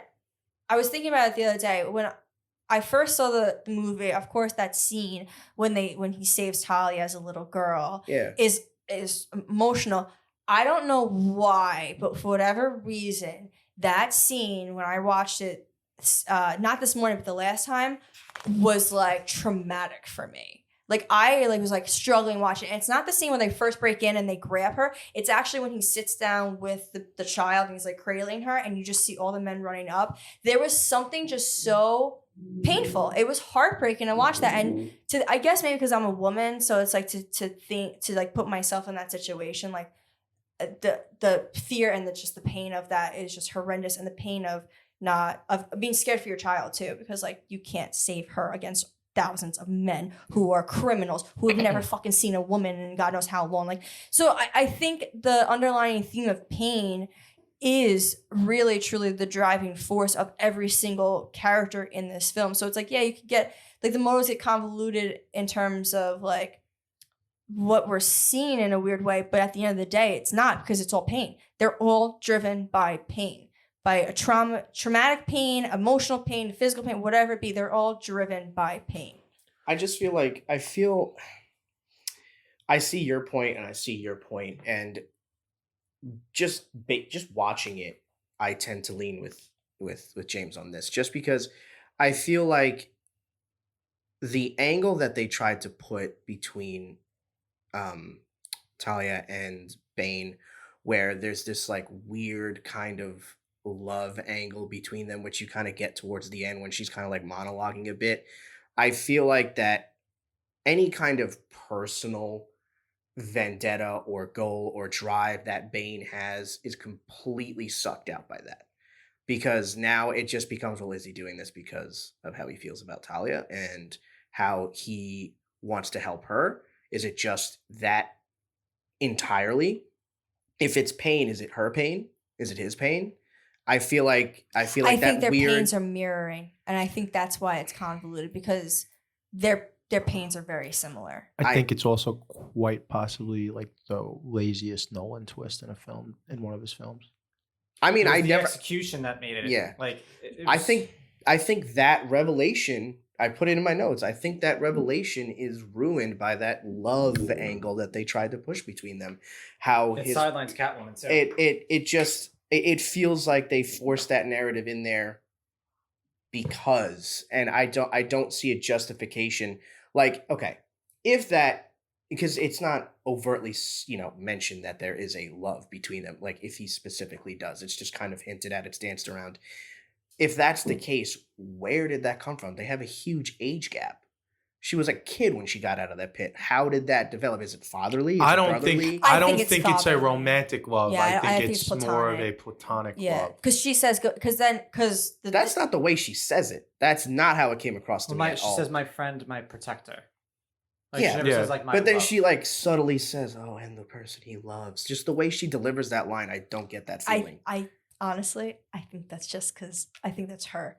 I think that's her essence. I think that's how she acts. I really do think that's actually Marion. I don't think that's a right. But then the way that Tom Hardy acts opposite implies the same thing. You know what though?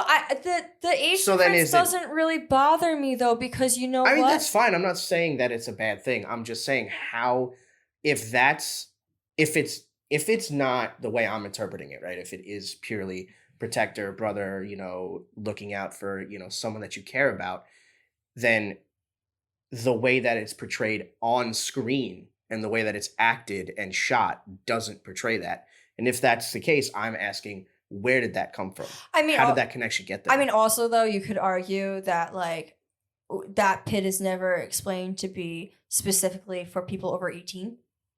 You know, so and when did he get thrown into the pit? How old was she? Yeah. Because like they just say she was a child, and based on that, she looks to be like I would Well, argue you see anywhere. him carrying her, and he looks like he's like. He's Okay. definitely a Like- mature grown man when Yeah, she at when that she point. escapes. Yeah. And she's about less than 10. But here's I'm just playing devil's advocate. I'm not saying that this is right or wrong. Devil's advocate. My Steve is 6'6". He's been a giant kid his whole life. The difference between Jack and him is Jack looks like a kid. He's tall and he's a big guy, but he looks like it. Steve looked like a grown man. So we have an 8-year age gap. 8 years when you're adults is really not that big of an age gap. But if he, let's say I'm 7 years old, let's say I'm 8, he's 16, I'm gonna look like an imp in his. I look like an imp in your arms, and you're 6'2", and I'm 27, you're 28. I look like a fucking child. So I mean, like that. Like think about it though. Yeah, So it's no, like if you do yeah. think about it in that aspect, like I think that's just being looked a Yeah, little too. I think into. that's a small I don't piece. look into that much. No, Yeah, but I that- get it's- it.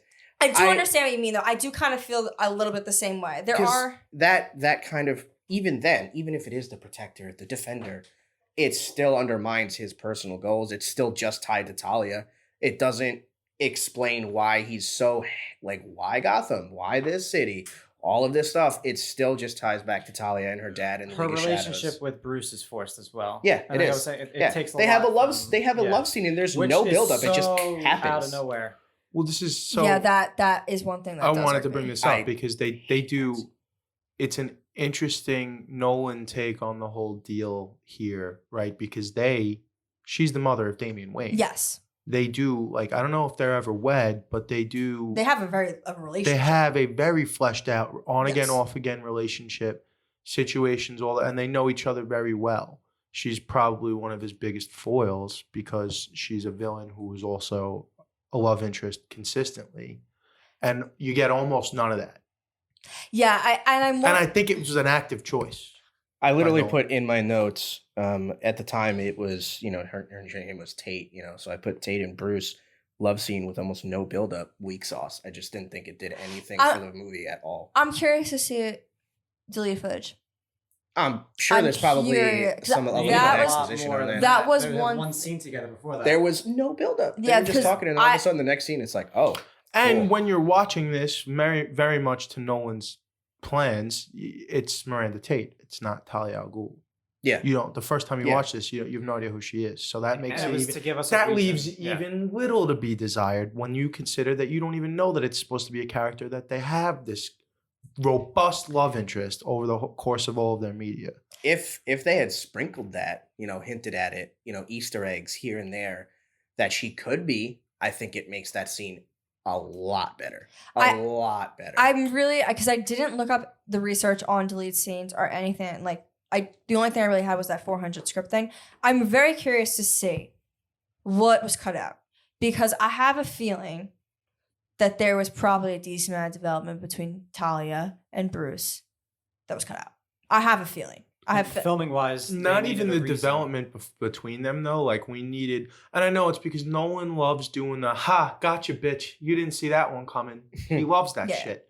So it's very purposely guarded. We're gonna keep the biggest, we're keeping the course. ace up the sleeve until the very end. And even they feed you that bullshit scene where the kid's running away, and then at the end they give you the whole scene where it wasn't Bane, it was Bane who helped her leave, and it's really Talia.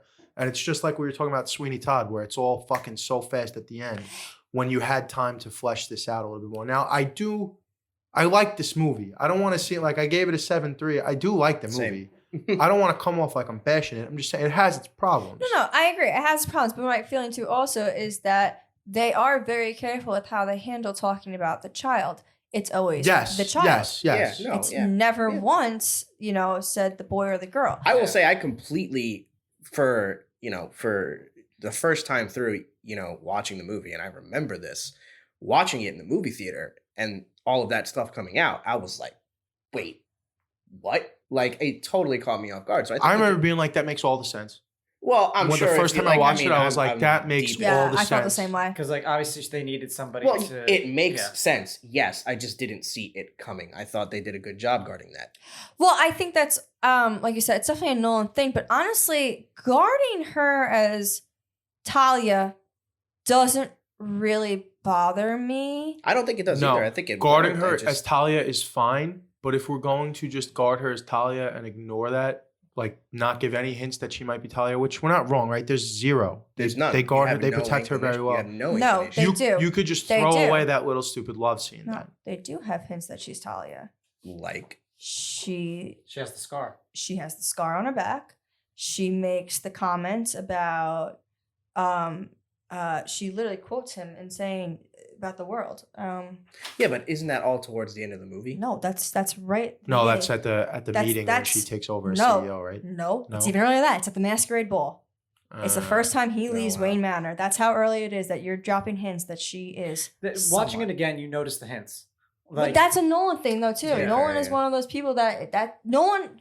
Every Nolan film deserves my 3 watch rule, because I watched it 3 times, so I know, but I'm saying like It becomes a lot more really prominent, does. yeah. But it needs that because there's so many little moving pieces and little things that he puts in place and little things that you wouldn't really catch. Honestly, this film needs a lot more than three views to catch it all because there's so It's many the most things, but complex out of it the is. three. I will say it is. As I will say, to give, not to just continue, bashing on the movie, to give some positive stuff here, I will say that up to the point where Bane and Batman, Bruce, fight for the first time, up until that point, I think that's the best scene in the movie. I think The that is first- one of the their best first fight fight scenes. scenes? Yeah. Yeah. Oh, yeah. Best scene in the movie, period. Yeah. Just the talking, the narration, the way it's shot, everything. I think it's so good, all the way up to that part of the movie. After that, you can say something I think else. the darkness will save you. I Yeah. have those quotes. I am I ready. mean, it's I am the reason ready. why it's such a quoted thing is Um, because that whole scene is so well done. I actually, there's a couple of my favorite scenes. The kangaroo court, I think, is very well done. I think the way Yeah. they handle the Mhm. kangaroo court, I think Killian Murphy with his little scarecrow accent. Yeah. That was the perfect choice for Love Yeah. that. That was that. perfect. And also too, I'm curious. I feel like I need to rewatch. You know the movie The Red Eye, where Killian Murphy plays a fucking crazy guy. No He's idea. trying to kill. Blank slate here. No idea what you're Okay, talking about. so Killian Murphy to me is like one of the most wide range actors I've ever probably seen, Agreed. and he's like a Tom Hardy. He's just at the top of his fucking game. He's one of the best actors I've probably seen in our generation. Thomas Shelby, he has that way about him that's great. This is such an interesting villain that he plays, and also in his American accent, his voice is higher. It doesn't He even sounds sound so like him. different. Does not even sound So like many him. Brits, though. So many Brits Right, are like that. but I was- Tom Holland's the same His way. personality No. changes with that. Like you watch Thomas Shelby and then you watch his the Scarecrow and Batman Begins. He's a totally different person. Right, we but- call that acting, Vinny. But what I was not on the blanket statement. I'm saying like you look at his performance. Why you gotta be like that, James? Like Like what you were saying. What's I know, good about I know. Johnny Depp is exactly the same as Killian Murphy is on his way. When one of That's those fucking when one of those acting. 3 guys dies, Killian Murphy might get the next shape, like become the third shapeshifter. He's not a shapeshifter though. That's the thing about Killian Yeah, Murphy. He's not right. a shapeshifter. But he he's acts, just he's just that fucking good at acting. a So- chameleon. Yeah, he's a chameleon. So the thing about him that I was thinking is because you see him in this and his voice is higher, but then there's a movie called The Red Eye with Rachel McAdams and him, and he's playing this crazy guy and he's trying to like kill her. And it's about literally a red eye flight, and his voice is deep like Thomas Shelby as far as I remember, but it's not. He's an American guy in it, so he did that specifically for this role. And I think that says something to his acting because oh my god, he's just so good. But I have a question yes. quick, and we don't have to get too far into it. Just a simple question. Why is it seemingly so much easier for Europeans to do the American thing than Americans to do the European thing? I don't think it is. I think it's just that. I don't know. I don't have examples because I wasn't prepared for this, but we'll get back to you. We'll do a whole separate thing because I Okay. feel like there's plenty of examples like of Americans that do shit Brit or Irish I do a accents. terrible British accent. I mean, professional actors though. I can But- name a couple English actors or Australian actors that don't do great American accents. Are you gonna say Margot Robbie? I'm goddamn right. You Oh are. my God. Yeah, I mean, I I'm can't not- stand What that. about her Brooklyn one in Wolf of Wall Street? It's better in it's, and her Harley Quinn. I fucking cannot stand her Harley Quinn. As what? The accent. Just the accent. Yeah, but I mean, as a Brooklyn accent, as a it's pretty Harley weak. Quinn accent, though, like that's find me a Harley Quinn that doesn't sound like that. The Like, animated series is is the animated better. series any different to you? Does that one bother you too? Because I feel like her. I don't. Right now, as long as she lives, I don't think anyone else can be Harley Is she Quinn. playing Harley Quinn in the animated one too? No. No, it's the Kaylee actor- Cuoco. So Tara Strong. She played her during the animated series. I think it's the same voice. Because I was gonna say the one in the animated sounds way better. No, because for me it's a cartoon. The cartoons for some reasons don't bother me because it's a fucking cartoon. When Even you then, the have accent, I think still sounds better than what? I still think the accent that's in the show. I'll tell you is right still now, better it's than you're talking Margot about Robbie's. the Batman the animated series from like '94, Yes. or the current No, the Harley current Quinn one. show. The current. That's Harley Kaylee Quinn show. Cuoco. Yeah. I've never watched it. I've watched it with Okay. you in the room. I haven't paid attention. To me, it's not bad, Kaylee Cuoco, but like you listen to it and it's not like it's Kaylee Cuoco doing a voice. Do you when like the hear it. original animated series better than the one that they're doing now, like with Harley Quinn alone? I mean, hard to judge it. Batman the animated series. I'll put it up against any animated show Yeah, ever. I mean, it's It's pretty fucking high I up amazing. there. mean, well, that's I mean, Mark That's our Hamill's childhood. Joker is still Yeah. one of the best Joker Mark voices. Hamill is the best Joker. Yeah. yeah. I mean, Cool. do we have I any agree. more I agree. any more feelings about this before we take a break, go into our awards? I And have talk a about scenes fun and stuff? question to pose after What's we up? come back from break. Okay, Or do you guys want me to pose it now and you can think about it? you can pose it now. We'll Yeah, think let's about hear it. it right now. Okay. So, in the when Alfred originally is telling Bruce about his scene where he's he goes to this cafe and he hopes that one day he'll look up and see it, blah blah blah, and then later on there's the letter that what's her face gives it's Rachel gives Alfred.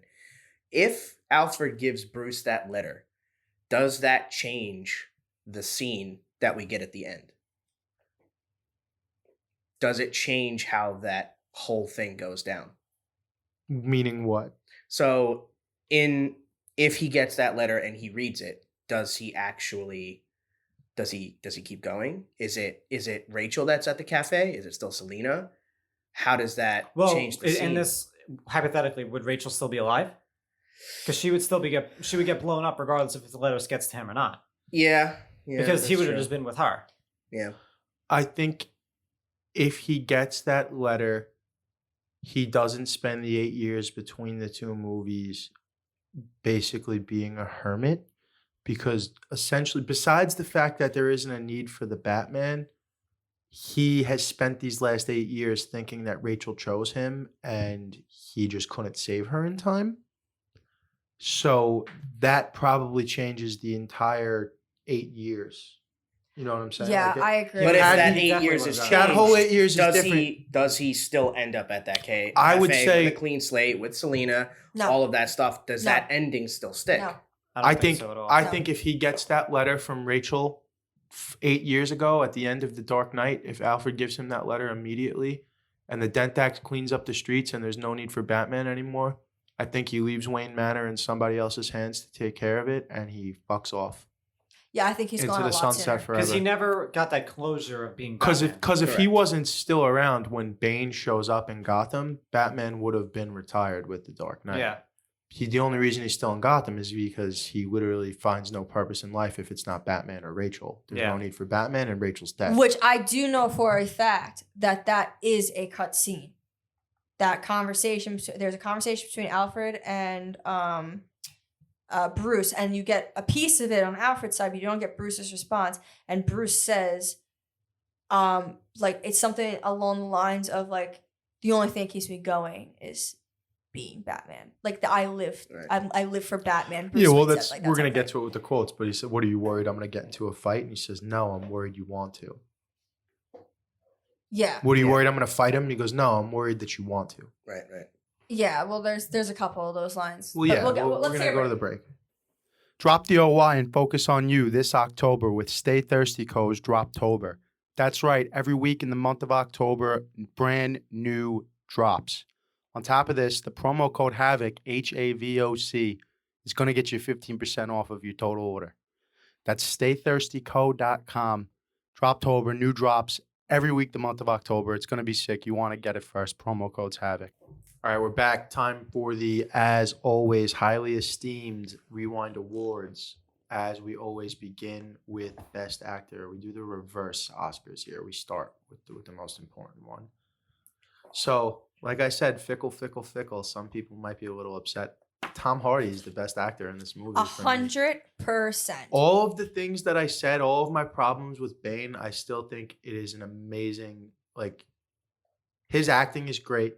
He delivers a lot of good lines. All the problems I have with it are not with Tom Hardy or the performance or his execution. It's all on the writing end and the psychological end of it. So bad on Nolan and his brother for the writing of the character to a degree. But Tom Hardy's acting is phenomenal. I can't give it to Bale.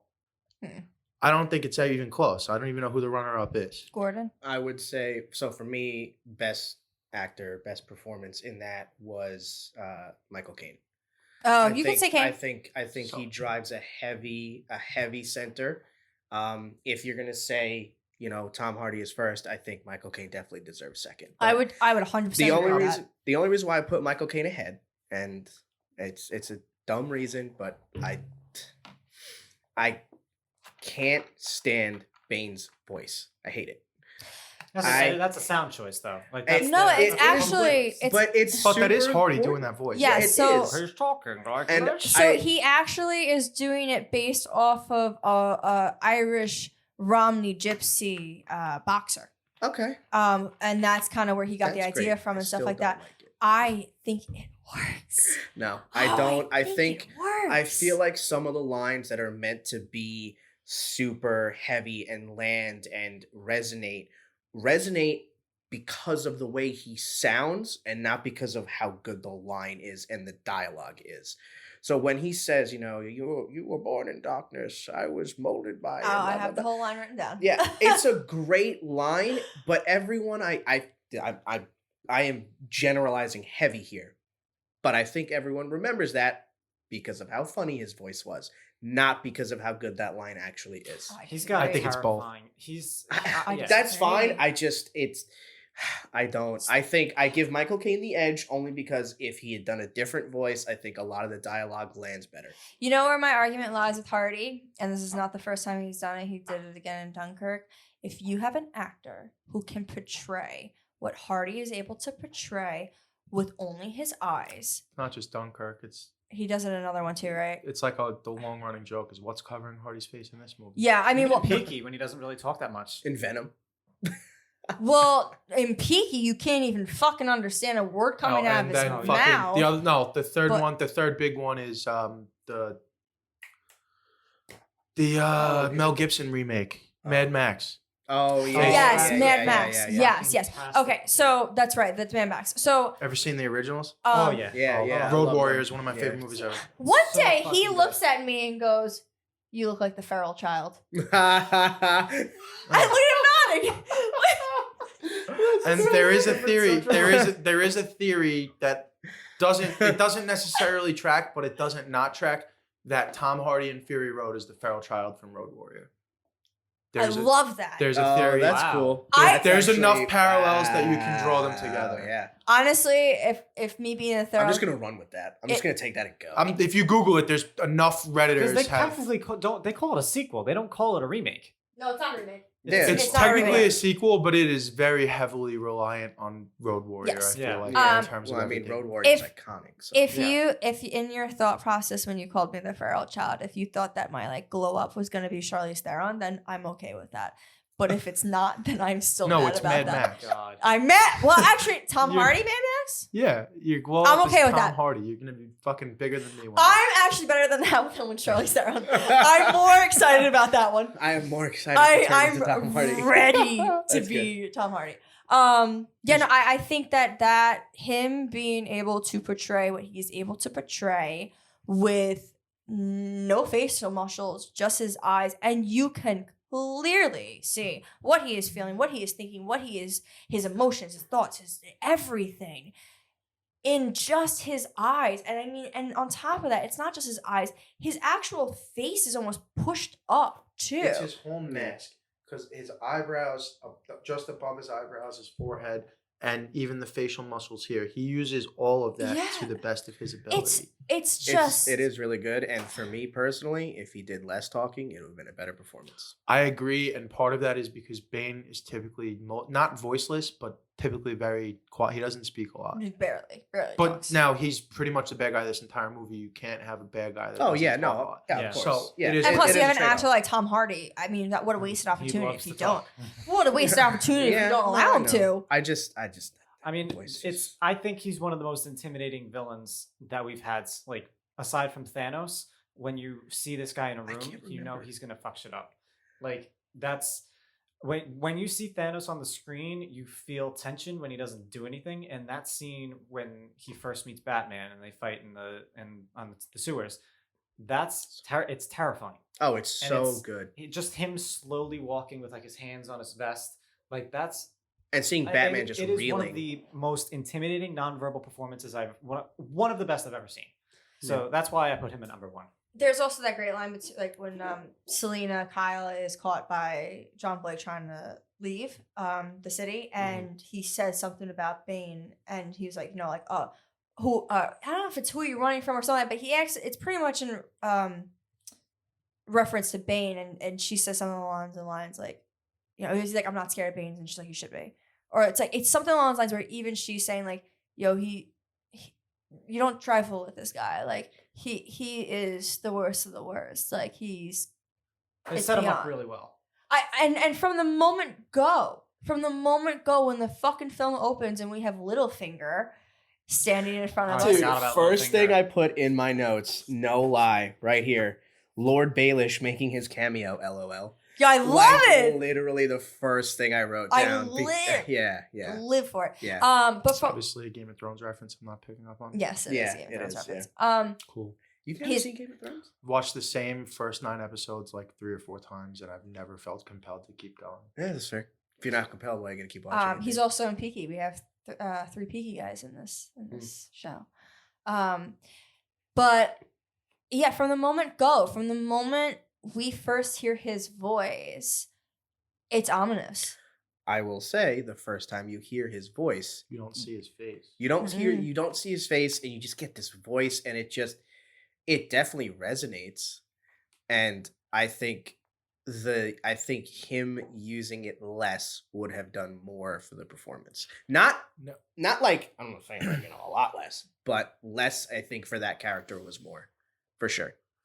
I understand what you're saying, but Only thing I have to say on that scene, great scene, fantastic, takes it away from that entire 10 minutes or however long that whole deal is, was released online as a trailer to gain traction for the movie. So we had also, I don't know about you guys, I'd seen that scene 2, 3, 4, 5 times months before the movie came out.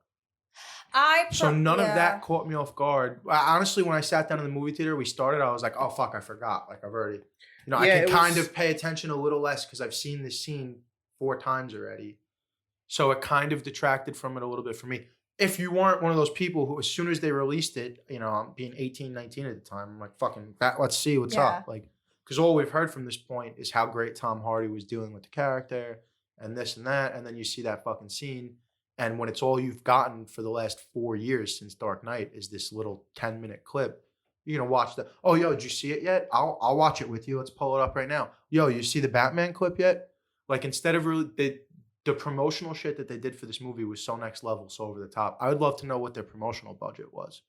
The Because posters were awesome. Yeah, too. the posters were the insane. posters They were good. released almost 5 trailers, something like 5, that, 6 yeah. different There's a lot. trailers on There's a top lot of of the I think it's an trailers. 8-minute clip of the opening scene getting Bane out or whatever. They released that online months in advance.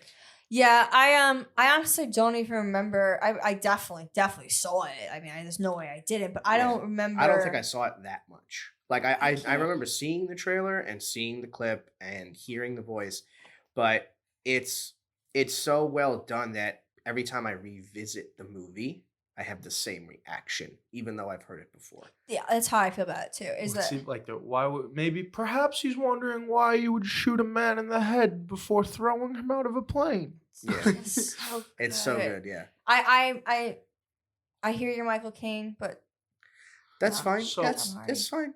Fair- I'll take the 3-1 here. That's fine. Fair enough segue into the Dion Waiters for me because I got a conversation I gotta have. Are you a basketball guy? I should be. Do you because- understand the term heat check? Yes. So this is the heat check award. Okay.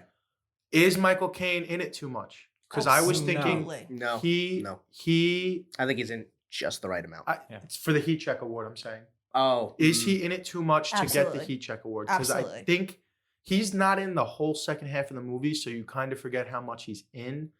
And I want to give it to him because this is a hard one to find a heat check guy for. I could tell you who. the But I music would is. accept I it. think I know. Yeah. I could tell you. Who Are you the gonna say music is. Killian? It's Killian. Killian's yeah. Killian's Yeah. good. Who were you gonna say? I was gonna say Liam Neeson. No, it's Killian. It's definitely Killian. We got I three never different expected. When I was in answers the here. theaters, I did not like. Am I going to be the deciding vote here? Like when I Sheesh. watched it again, like I was like, I'm shocked that they brought Liam Neeson back. Like I didn't think that was ever Yeah, gonna but happen. I- I didn't watch. I watched this after. I think I'm actually no. I watched it after I watched Batman Begins because I remember being shocked seeing Liam Neeson, but I wasn't shocked seeing Killian Murphy Yeah. because Yeah, that's he had true. been in Yeah, all no, three. that's true. So Yeah, you know, he'd been in all Yes, three. but I think Killian Murphy's scenes are phenomenal because you think about it. You have the Scarecrow running the Kangaroo Court, Yeah. I and know. there's something about it. And also, I know who else definitely qualifies. who else qualifies. Morgan Freeman. Yeah. Oh yeah. I think But would you? I would put I him feel over like though. Alfred, time-wise. I feel like Lucius though, in a way, becomes Alfred in the second half, where I think he's in it. He's in it a lot in the second. But they half. need him though. They need him. They didn't need Michael Caine. They needed Liam. They needed Morgan Freeman. But it doesn't change the amount of time he's in the film. Like He's kind of more referenced than he's in it, though. No, he has singular scenes with Miranda Tate. He's in the bottom of. Yeah, Morgan Freeman is in it. He's in it a lot. He's in the chamber Yeah, when it gets yeah. flooded. Like, he's yeah, in the he's very in there for end a good asking chunk. about the patchwork. He has a lot of scenes with Miranda Tate. He's with the FBI agent. He's with Bruce Wayne a couple times. I'm Gordon? gonna- Gordon's in it too much too. yeah, I'm gonna give. Gordon is in Yeah, it too Gordon's much. in it way Yeah, too he much. probably- I mean, he's one of the key figures. He's I'm I'm just gonna trying give to the find heat a check to couple Caine, of key for sure. finalists I- before I just give it to Killian. That's all. Hold on. We have Killian. I'm giving it to Caine. I'm agreeing, and the only reason why I say that is because all of the scenes. I mean, you could say how much, whether he was in it too much or not, but all of the scenes that he's in are so important to Batman's arc in this movie that This is- without them, I All think right. it's a So the different. reason I think that- it's a completely Then I different. would feel. upgrade. then I'm not upgrade him. positive Yeah. how much screen time he actually has, and I might have to revisit it. The problem is it's such a long movie where Yeah. if you've got 22 minutes of screen time in a 2 hour and 30-minute movie, I don't think that's in it too much for the Heat Check Award. I get And that, but when you have other actors who are in it for even less with as powerful roles, Do you think I Killian don't think did Killian as is as much as powerful Michael as Caine Caine. did for the movie? No, I think you could Right, put but anybody I'm out there that's a talking- relative villain, and I think it would have been fine. I don't think so. I think Ra's al Ghul did more plot wise for Bruce Wayne. I think he did too. Than Than Killian. Killian. Murphy did for Cillian the Murphy city is of Gotham. cool, He was, but I that was don't like think a he's- bonus. You know who else though I would argue is a good heat check, and I think you guys are gonna fight me on this. I have a couple. I actually have a couple, and they're Let's hear big 'em. and small. Yeah, go ahead. One toss of it the out. ones would be the rookie cop who shoots at Batman. Great, love him. The Oh, other, yeah. the other one would be his partner. Would put Yeah. that gun away again before you Yeah, kill someone. you know else. what? Was he in the You first? know Was he in what? the The second? cop that's riding And- shotgun that goes, "Oh man, you're in for a treat tonight." He might. He's phenomenal. That's amazing. And guess Yeah. what? He is standing behind Jim in the Kangaroo Court, and his acting, all facial, great, phenomenal. Would you nominate JGL on that one for Heat Check? I think Too- he's too much. Central. He's Too I much. think he's far too central. He's like Gordon. he's to like a me. supporting. Yeah, he is. Really He's out like there. arguably Yeah. one of the whole reasons that Batman like just makes it through this whole movie. Yeah, he's in it too much. I The actually have- other person you could argue is the congressman. Great. Call me. Call me, and then still in love but pressing charges. That's just Yeah, a great little yeah, reference to him. yeah. He's great. Jen, who is Selena Kyle's friend, the Mhm. blonde, who's Yeah, kind of like a yeah, little yeah, yeah, homage yeah. to Harley Quinn there. Or was it Poison Ivy? I think it was Poison Poison Ivy. Ivy. Sorry, Yeah. Poison Ivy. You have her. There was someone else too. The partner, the Asian partner of Joseph Gordon-Levitt. He's fucking great too. He gets shot as he gets pulled out. He's great. Yeah. You could argue Wade running through the fucking. You know what? No, actually, I know who the heat check is, and you never even see him. It's the score guy, the scoreboard person, because he stops the clock while the fucking field is blowing up. That is dedication to your job, sir.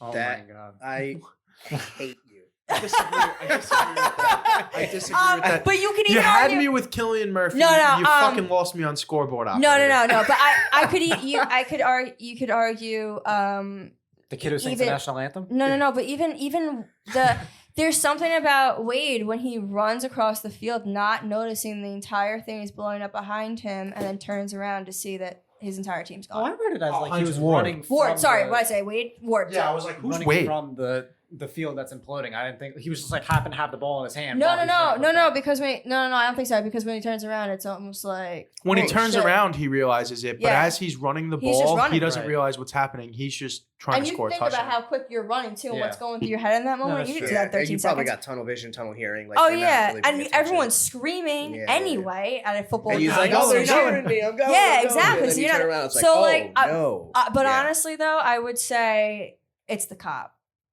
It's that cop because you know who also is great? The at the very end, the cop on the bridge. Don't shoot! Don't walk across. We will Oh my shoot. God, Shoot yeah. his feet. He's in Dexter. He's one of the main guy, one of the main cops in Dexter. I love him. I'm and giving then, it to Kane. That's it. I no, won't find it's not Kane. It's definitely the cop. But the other person I love that's great not the is cop. Okay. the other person. Wait, the other person who I love is great is the federal agents. I fucking are great. Or do you have Just ID? because they were good doesn't mean they get the heat No, check award. listen. Do you have your ID? Why would we bring our ID? Great line. And then Gordon walks in. Love it. And then the other guy with the fucking the National Guard, where it's like he just says he's like, if anyone walks across this bridge, we're gonna blow Gotham up, and his face change. Great. It's either Kane or Killian Murphy. Yeah. We're not giving it to the cop. That's No, we're not giving it to the One cops. Stop. line. That's You like suggested scoreboard that's- But operator. it's not. No. But it's not at the one line because I'm saying it goes further because he's actually in. Not yes, that he's, but you just told me that, and that's the first time I still can't even picture his face in that scene. really. Yeah, which Yeah. means Oh my not enough. gosh. For me. Okay, fine. No. I say Killian Murphy then. I'm going Kane. You I'm know fine I- giving it to Killian Murphy. If we look back, we got to look back. I'll look back at Kane's screen time and see and find out if he qualifies or not. Is there like if- a limit? that No, you it's have? really No? just Okay. a feel thing. Like usually, if you're over 7 or 8 scenes, is where I start to get dicey He's about. definitely he's- over. he's definitely Yeah, over but that. that's hard in this movie because not every movie Like, we Kane do is makes the almost cusp, 3 I hours think. long. He's like right on the line. If he's eligible, he gets it. If he's not, I'll give it to Killian Murphy. I think we need to create another award. It's the fucking Rebel Wilson Showstopper Award. That's Michael Caine. The Rebel Wilson and Jojo Rabbit. Okay, Oh. She's because so she is fucking Yeah, in it too yeah, much to be a yeah. heat check award, but she's the showstopper. oh, yeah, like it's- every scene she's in. I've So seen, we- yeah. Rebel Wilson Showstopper Award goes to Michael That's Michael Caine. Caine. Okay. All right, and then we heat just check. come up There with we a new award on the spot. Yeah. Nice, We'll like do it. that. Well, on Sweet Todd, we created the. I'm not Sweet Todd. My cousin Vinny, we created the Marissa Tomei for Best Dressed. Who in this? Tough. Are we actually doing a best dress right now? Yeah, I'm gonna go with either Miranda Tate or it's Selena Kyle. I'm going Selena Kyle. I'm going I Selena think Kyle. so. I think her Kyle. costume was solid. I think Selena Kyle. Yeah. I mean, I kind of really dig the little piece that comes up into the cat ear. Love That it. was a clever way to do that. Yeah, that was a Yeah. super clever, Yeah. Love fully that. functional way to do it, and not the Halle Berry version at all. Yeah. Yeah. Did So much better. And there's So much better. her the styling of Didn't her. they just on cast her again? Or am I thinking they recast Ruby Rose as Batwoman? Yeah. Oh, Yeah. okay. Okay. I don't Yeah. know. That was a The shocker. sleekness of the cat suit on Yeah. the bat Yeah. motorcycle. Yeah. Nailed Love it. that when it spins. I'm like, The she works on that. vehicles and the ultimately, I know this is not for most adults, but people like my good friend Big Whitey, shout out Big Whitey, would the toys and the vehicles in this movie and the children's toys that would come out following this movie, are there better bat vehicles Other than original possibly the Batmobile. 1989 Yeah, Batmobile. Batmobile. I had a cool one from The Dark Knight. I had one that was powered by The Dark Riddler. Knight Batmobile was sick, but Yeah. what they did with the Bat was they took that Batwing and the Batcopter and made a hybrid. Yeah, And that thing that is was fucking fucking sick. fantastic. Awesome. Sick. Awesome. And the little Bat cycle chopper that him and Selena Kyle both drive, where the wheels roll. Yeah. So he's doing this Gymkhana J turns and Yeah. shit with the mounted cannons. Sick vehicles. Yeah, awesome. On the Selena Kyle thing, I really am. I think everything about the character is really good. Enjoyed her in the movie. I feel like her fight scenes were so weak. Because in the second one, in the only other one that she did, she was overshadowed by the fact that Batman showed up. Yeah, correct. If She she was had by she had herself, that that would've fight scene. changed. She had that Yeah. fight scene with Ben Mendelsohn's character where she takes out the guards, and I was like, that's really. I think cool. she's able to hold her own, But with no there's problem. There's so much unnecessary flourish where I feel like she looked so tactical. I feel like they could have made her just. a I little love bit- the one So scene where that's she uses everything her heel. that makes Catwoman because she is not super strong or big, and obviously, like everyone in this movie, there's no superpower, so to Right. speak. Like nothing to do with cats. Her She's whole- a cat burglar. Her whole she's a jewel deal, thief. Yeah, her whole she's just a really deal, good thief. her whole deal is kind of similar to Batman in the stealth aspect, but it's also the quick getaway. So she's not trying to fight 50 guys. She's trying to fucking put a stiletto in one dude's neck, create a diversion, and jump up over the top and run away. So I didn't have a problem with her fights being weak because she's not supposed to be like a brutalizer. Yeah, honestly, it didn't really bother me either. And like her moves were cool. Like the one where she puts I think it's his wrist up with Yeah. her heel. Like Yeah, It's- with she- the stiletto. Yeah. yeah, so like it's just cool things like that. So I get what you're It's- saying, but it didn't really bother me because you know what? She's not a superhero per se. Yeah, She's I not- don't. She doesn't have to be a superhero, but She's I just feel really like good at what she does. I feel like because of how good she is, I feel like they could have done a better choreographed fight scene. I think. Like I so, don't I don't disagree. think I don't. her whole maybe that's what I should backstory say. is I'm upset with the choreography of That's that fair. stuff. That's fair. I can see that. Her whole back deal, which you get in Gotham, their version of it is that she's an orphanized child, and that's how she starts being a pickpocket for food, living on the Right. street. She's a homeless orphan. Yeah. So her whole deal from youth is not to get into fights; it's to get away Yeah, undetected. No, I Look what she agree. says to the kid: "Don't never steal from people you can't outrun." yeah. Great line, by Yeah. the way. Yeah, very poignant. Um, What's the Um, next award here? Quotes. all right, I'm ready. Ooh, Okay. Dang. Here we go. A hero can be anyone, even a man doing something as simple and reassuring as put a coat around a young boy's shoulder to let him know the world hadn't ended. How can you move faster than possible, fight longer than possible without the most powerful impulse of spirit, the fear of death? You have my permission to die. You have my permission to die. You have my permission to Love die. that. This is the classic. Oh, you think darkness is your ally, but you merely adopted the dark. No, you got to do the voice. I don't know if I can. Come on, do it. Ah, Come on. I was born in it, molded by it. Molded by it. I didn't see the light of day until I was a wretched young man, and by then it was nothing to me but blinding. Love it. Love it. Nailed it. Nailed it. Yo, when he does that blinding, it's one of my favorite things. He did it. I turned around to Cersei and I was like, blinding. I love that line. I'll think of a lot of people So love that line. it's just It's so good. the other classic one is "There's a storm coming, Mr. Wayne." Love that one. Your hands look pretty dirty to me, Commissioner, which is after the letter is read. Which I have to say, when I was rewatching this, it's pretty sad, but I was able to say that entire letter.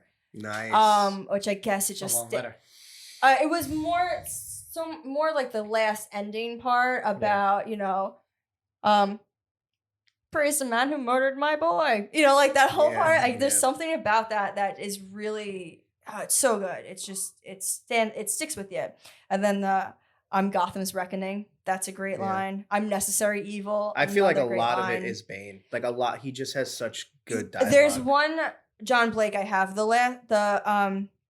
There are many forms of immortality is Ra's al Ghul, which that's a very Mhm. just- Tells you how much Great of an line. effect that he had on him. well, it's also like there's a couple of things to it too, because he says there's he says that, but it's also a reference to the Lazarus pit from the comics because he does become yeah. more. So there's a couple like layers to that line, but the John Blake one is actually one of my favorites. That's not. It's just really good. It's not a lot of people know what it feels like to be angry in your bones. I mean, they understand foster parents. Everybody understands for a while. Then they want the angry little kid to do something he knows he can't do. Move on. So after a while, they stop understanding. They send the angry kid to a boy's home. I figured it out too late. You gotta learn to hide the anger. Practice smiling in the mirror. It's like putting on a mask. That's the scene where he figures out. He figured it out earlier. That's a scene that he lets Bruce Wayne know. That he lets Bruce know, and that scene is really good, but I feel like it's flimsy. The fact that he's able to piece together that it's Bruce Wayne just because of that connection. Well, he said he had met him before. No, it's he. I think it's more than that. I think he's figured it out over the years. I don't think it's like in that moment. I think he's known since he was a kid. Because he's known him as a kid. Yeah. As the billionaire orphan, they say. Yeah. And he says, oh, we used to create stories about you and all this stuff. And everyone thought stories weren't real. I feel like that's such a thin connection. I mean, I get why it's there, and I think that it works. It seems so flimsy for them to be like, okay, well, that's how it happens. It's just because of their history, their ties as both being orphans, and they both have the same emotions and stuff like that. No, okay. I think that they are hinting that as a cop, I feel they're hinting that he became a cop because of Bruce Wayne, because of Batman, because he wanted. But that to doesn't help mean save that you know that Batman is Bruce Wayne or vice versa. He's been watching, and he's a good Bruce detective. Wayne. That's what it is. I think he's just been, it's just he has been watching this guy. He's been following up on him. I mean, I'll take it. And then on top of that, I think the big reason of why he figured it out was because Harvey Dent dies 8 years ago, Batman disappears, and all of a sudden Bruce Wayne is a recluse. Isn't it crazy that nobody else figured that out? That was a big thing to me, where I'm like, how did no one figure this out? How he came back. But also nobody knows Superman is Clark Kent because he wears glasses and a coat. Like, I mean, Yeah, but he doesn't disappear at the same time as like Batman's gone and Bruce Wayne is gone. in the reboot, Clark Kent disappears the same time Superman comes back, and then all of a sudden Clark Kent is back at the Daily Planet, and so is Superman. Oh, I agree with you on that. So it happens, and people just, go past it. No, I know, but I think, but that's what I'm saying. I think that's why, because no one else realized it, but this kid did. Yeah, but that's not the reason that they're portraying in that dialogue and in that scene. You're just gonna have to like build that in your head. No, I think it's kind of like. I mean, it's there. Character. It works. I just think it's thin. That's all it is. I think it's thin. I don't disagree with you that it's thin, but that line it's still stands a great alone. line. Yeah, the line it's stands still alone. a phenomenal quote. I love it. I just think this. So those are all my lines, but my favorite is. All right, spoiler alert, I didn't write down any quotes. You merely adopted the dark. I'm gonna steal all yours. I was born in it, murdered by it. I didn't see the light until I was already a man.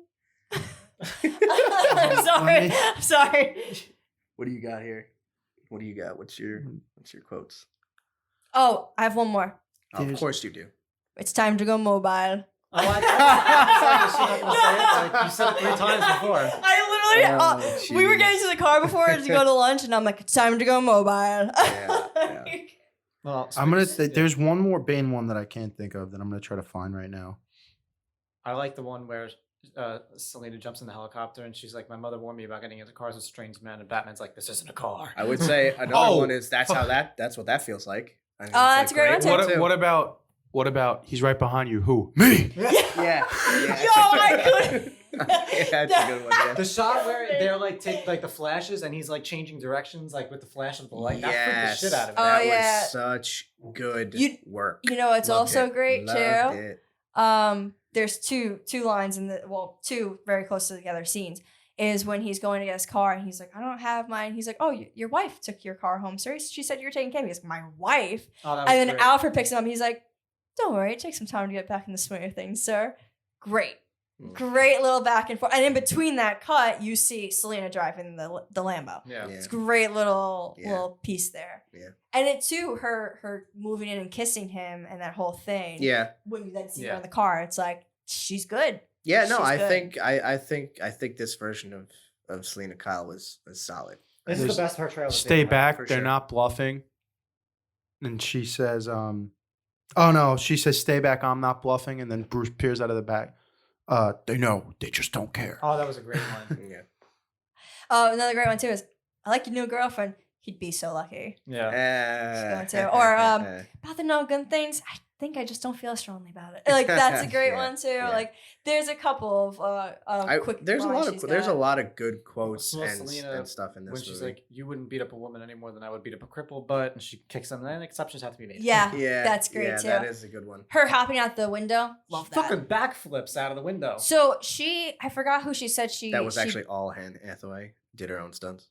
Yeah, she did do a lot of her own stunts. did a lot of Like, stuff. that made me dizzy. Like She didn't do some of the ones on the She definitely the did do Batmobile. the backflip. that was if she didn't do it, that was the most seamless transition from Yeah. Anne Hathaway to a stunt double I've ever seen. I think her stunt double looked a lot like her because she was. But that was all one. That was all one cut. When she looks at him, she says something, and then she jumps out of the window.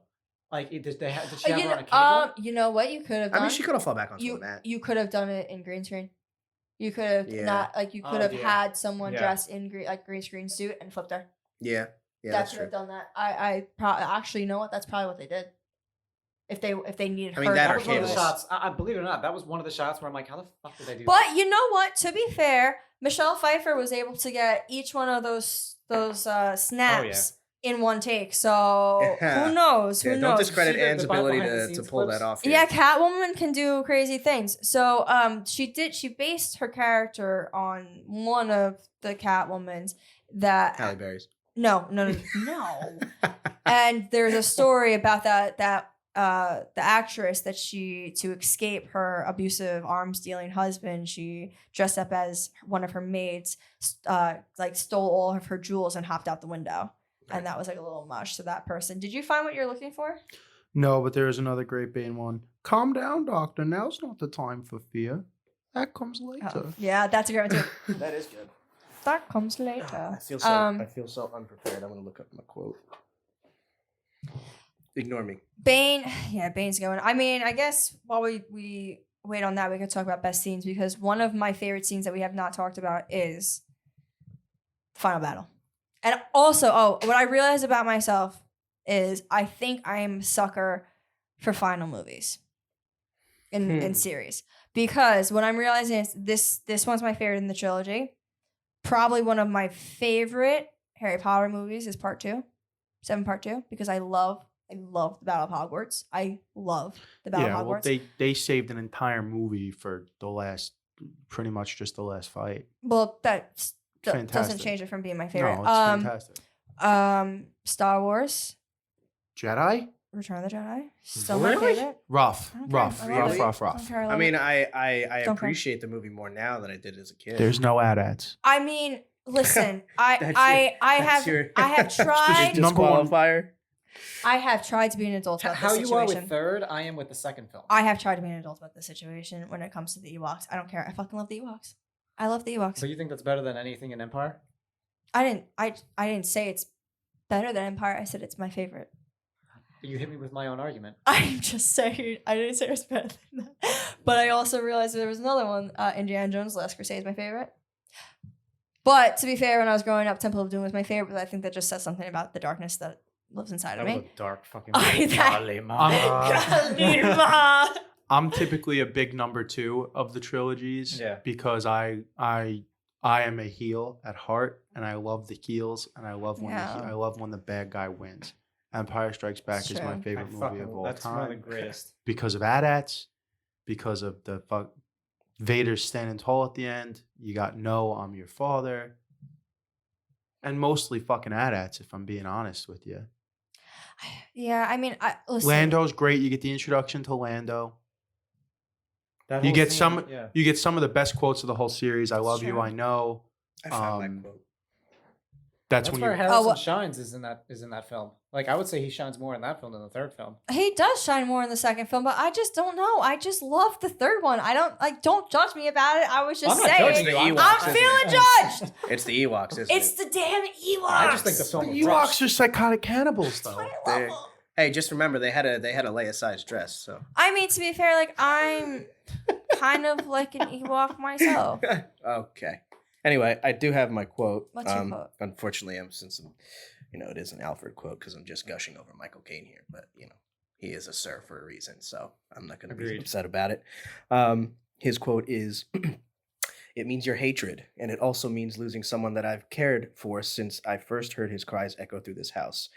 But it also means saving your life, and that is more important." Yeah, that's a great line. That sums up his whole character. I think that whole thing exactly sums up his entire character, what his purpose is. He didn't do this because he cared about Gotham or anything like that. He did this because he cared about Bruce, and he wanted to make sure that he was safe, and he tried as best he could to keep his promise to his parents. And I think that line sums it all up perfectly. It's a good one. That's You a also, good in one. that same bit, you got the "I'm not going to bury another Yeah, Wayne." exactly. And then there's also the "you worried if I go out and seek Bane out, then I'm going to fight him." He says, "No, I'm worried that you want to." Yeah. Yeah. I think Those are the three great Michael Yeah. Caine quotes in this movie. I mean, I'm gonna put my official stamp on the "I was born in the darkness, molded by it. You merely adopted the dark." That's the only part. That's your favorite part of the whole movie. Oh my god, The whole movie. I love Blinding. that quote. Just the way he does it, because it's like he's in this like this feeling. You're like, oh my god, like I'm with you. I'm in the darkness, and then he just shoots you with blinding, and it's like, whoa. It's like the black comes across your face. I just love that. But Best scenes. best scene, one of the best scenes for me is the final battle scene when you have the row of policemen scared, slowly walking towards. They know imminent death. They know they cannot fight these people, but they're doing it anyway because the Batman's back and this is their city, and they're not going to go down without a fight. Like, we do not negotiate terrorists. And that moment when the Batman comes in, he swoops in and he shoots at them, and you just have the loud cheer and everyone starts running and the battle begins. I live for that scene. And I know a lot of people would talk down about it, and it's not one of the greatest scenes, especially because I actually have a gripe with it too, where you have machine guns and you get no one. They stormtroopered it. It's terrible. It's a horrible shot. You brought that up, and I pointed out that they were mostly civilians who have probably never shot at a target before. Yeah, but nonetheless storming policemen. Right, but you also, these aren't storming policemen that are zigzagging. They're running. Didn't they also have tanks? Yeah, and they had tanks. They're running down a block. They're not even on the sidewalk. They're literally within the street limits in a block of dark blue uniforms. You're going to tell me that with a machine gun, if you just held it straight, you don't even got to do this. If you just held it straight, you're going to get a decent... I understand that. But one, two, you're going to go, oh shit, I'm going up. I need to control that. If you can't think that in a situation like that, then you shouldn't have the fucking gun in your hand. Someone else Which is the should. whole point of my argument, is that there are people who probably have never shot a gun until right now. Which is why I just don't have such a problem with that. Which is why I'm not willing to be so critical of the fact that not enough bodies dropped when they first start charging. You see, one that happens in so many movies. I got it one. just annoys the crap out of me. Because to a degree, there are plenty of movies, John Wick being one of them, the entire John Wick series, where first of all, John Wick. There's 9 rounds in a Glock 9 or a Glock 19 chamber. Oh yeah, he he'll keeps fucking shooting shoot that thing. 27 times without reloading. Also, nobody in the world shoots at a 95% accuracy and kill rate like he does. People fucking miss all the time. No, I in know, the real but world. my point is that the odds are in your favor, and the probability of that scene is just not logical. The opening scene of Saving Private Ryan got that tactic right, showing it on film. Yeah, they do a great job of that. Yeah, they handle that very well. You feel the weight of the bullets. Yeah, and you everyone's feel- dropping. Yeah. They're dropping like fucking flies. That's what it should have felt like. Yeah. Where and that's the thing too that kind of bothers me, because they should have been dropping faster, because all of a sudden then they shoot back to the police chief who was he buried his suit, and all of a sudden now he's back out and he's in imminent danger, and you're feeling that, but you didn't really feel that a little because bit. of the shot choice. Because of the shot choice, yeah. So Well, I mean, that's kind of my biggest point with this film, is that you can feel that Nolan wanted that spectacle of that overhead shot. And I think this was like, aside from Inception, like the biggest film he's ever done up until that point. And you could really feel like he's going more for the spectacle and not the in the moment emotions, because if you have that shot overhead, you're not going to feel the emotion but of if you're that. going for the spectacle, more body should have dropped in that shot. Oh, That's yeah, the well, problem. choreographically, is that a word? Yeah, and honestly too, like the background fighters of that scene and some of those shots are a little rough too. So I have gripes with the. I feel like that choreographer. scene though. I feel like the point of that scene wasn't. It was the triumphant moment. You know what I mean? That Yes, was the I know, point. and that's why. That's why it had of to all be the the actual problems with this movie that's bother definitely me, bottom that of is the- not. yeah. It's the bottom. No, of the I know. barrel. It's just a gripe that I It's do just the have with it. stormtrooper effect. But, It happens it happens in so many movies, action, sci-fi. It's just always there. Yeah, that is the one of my favorite scenes, and then Bane coming down and taking off his jacket and all it's a that. good scene. That scene, I love the scene, the kangaroo court scene with Jim Gordon specifically. Yeah. Where it's like death or exile, and he's like, "You're out of your mind if you think that we're walking out into the ice," and he's like, "So death then, by exile." And that, yeah, and then That's a good quote. That's also a really good quote. this is why I think Killian Murphy deserves No, it. I still think Mike goes back good. He got the Rebel Wilson award.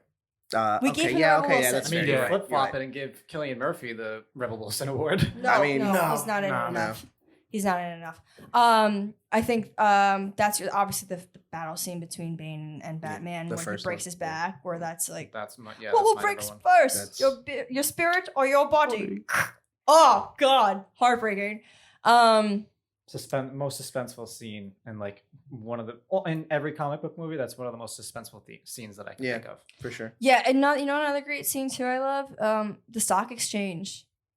The stock exchange scene is great. He's like, "There's no money in here. Then why are you all here?" Yeah. You know, and then too in the back, he's like, you need to cut the cable, this and that, and he's like, "My money's under my mattress," and he's like, "Well, it's gonna be worth a hell of a lot less if they get those things," and it's like, I love stuff like that. It's like Aaron Sorkin dialogue. It is. Yeah, It is a little bit like Aaron Sorkin. Yeah, I think that's just a great scene too. I think the opening scene, the plane, great. Yeah. Phenomenal. Yeah, That's jaw dropping. Love the opening scene in the plane. Opening scene's so good. What's your favorite scene, James? I like the opening scene in the plane. I like the back-breaking scene. I like the Pittsburgh Steelers stadium collapse, Great. Yeah. or the Gotham City Knights, whatever the fuck they're called. I don't even know. I can't keep The up. Gotham like, City Steelers.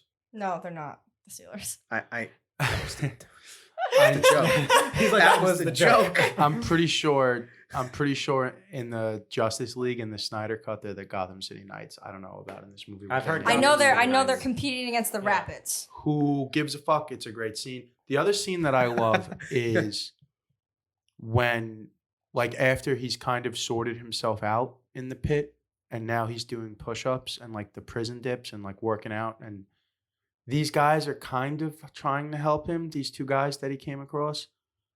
These are also the two guys that fixed Bane's face.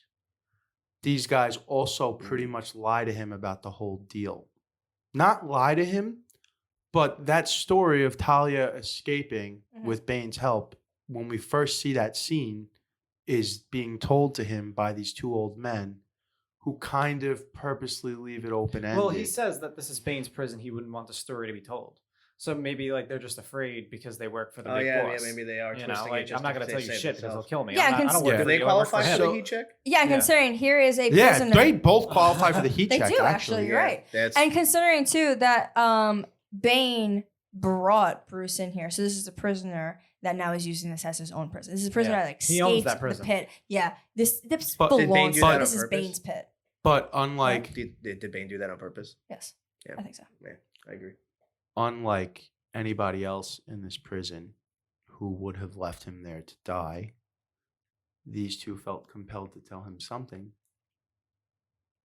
I just think it's an interesting scene. I I think think it's really good. Yeah. I think 'Cause also it's like the same guys who put Bane back together put him back together. Because they probably feel responsible in a way too. For For what's letting it go. happening in these are Gotham. also the same guys that allowed murderers and rapists to destroy a woman in front of them because they forgot Yeah. to lock this out. So I think there's Didn't they say they felt? Didn't they Was feel it- like they were guilty in that sense? Didn't they? it's specifically the blind doctor Right. that right, did right, it. right. And you see, and they show him. And Yeah, you he see- has the visible guilt on it. Yeah, you see that he's broken. And I think that's too why he turns around to Bruce, because he's like, do it the same way the child did. Yeah. No rope. Yeah, I mean that's it. That is a great scene too.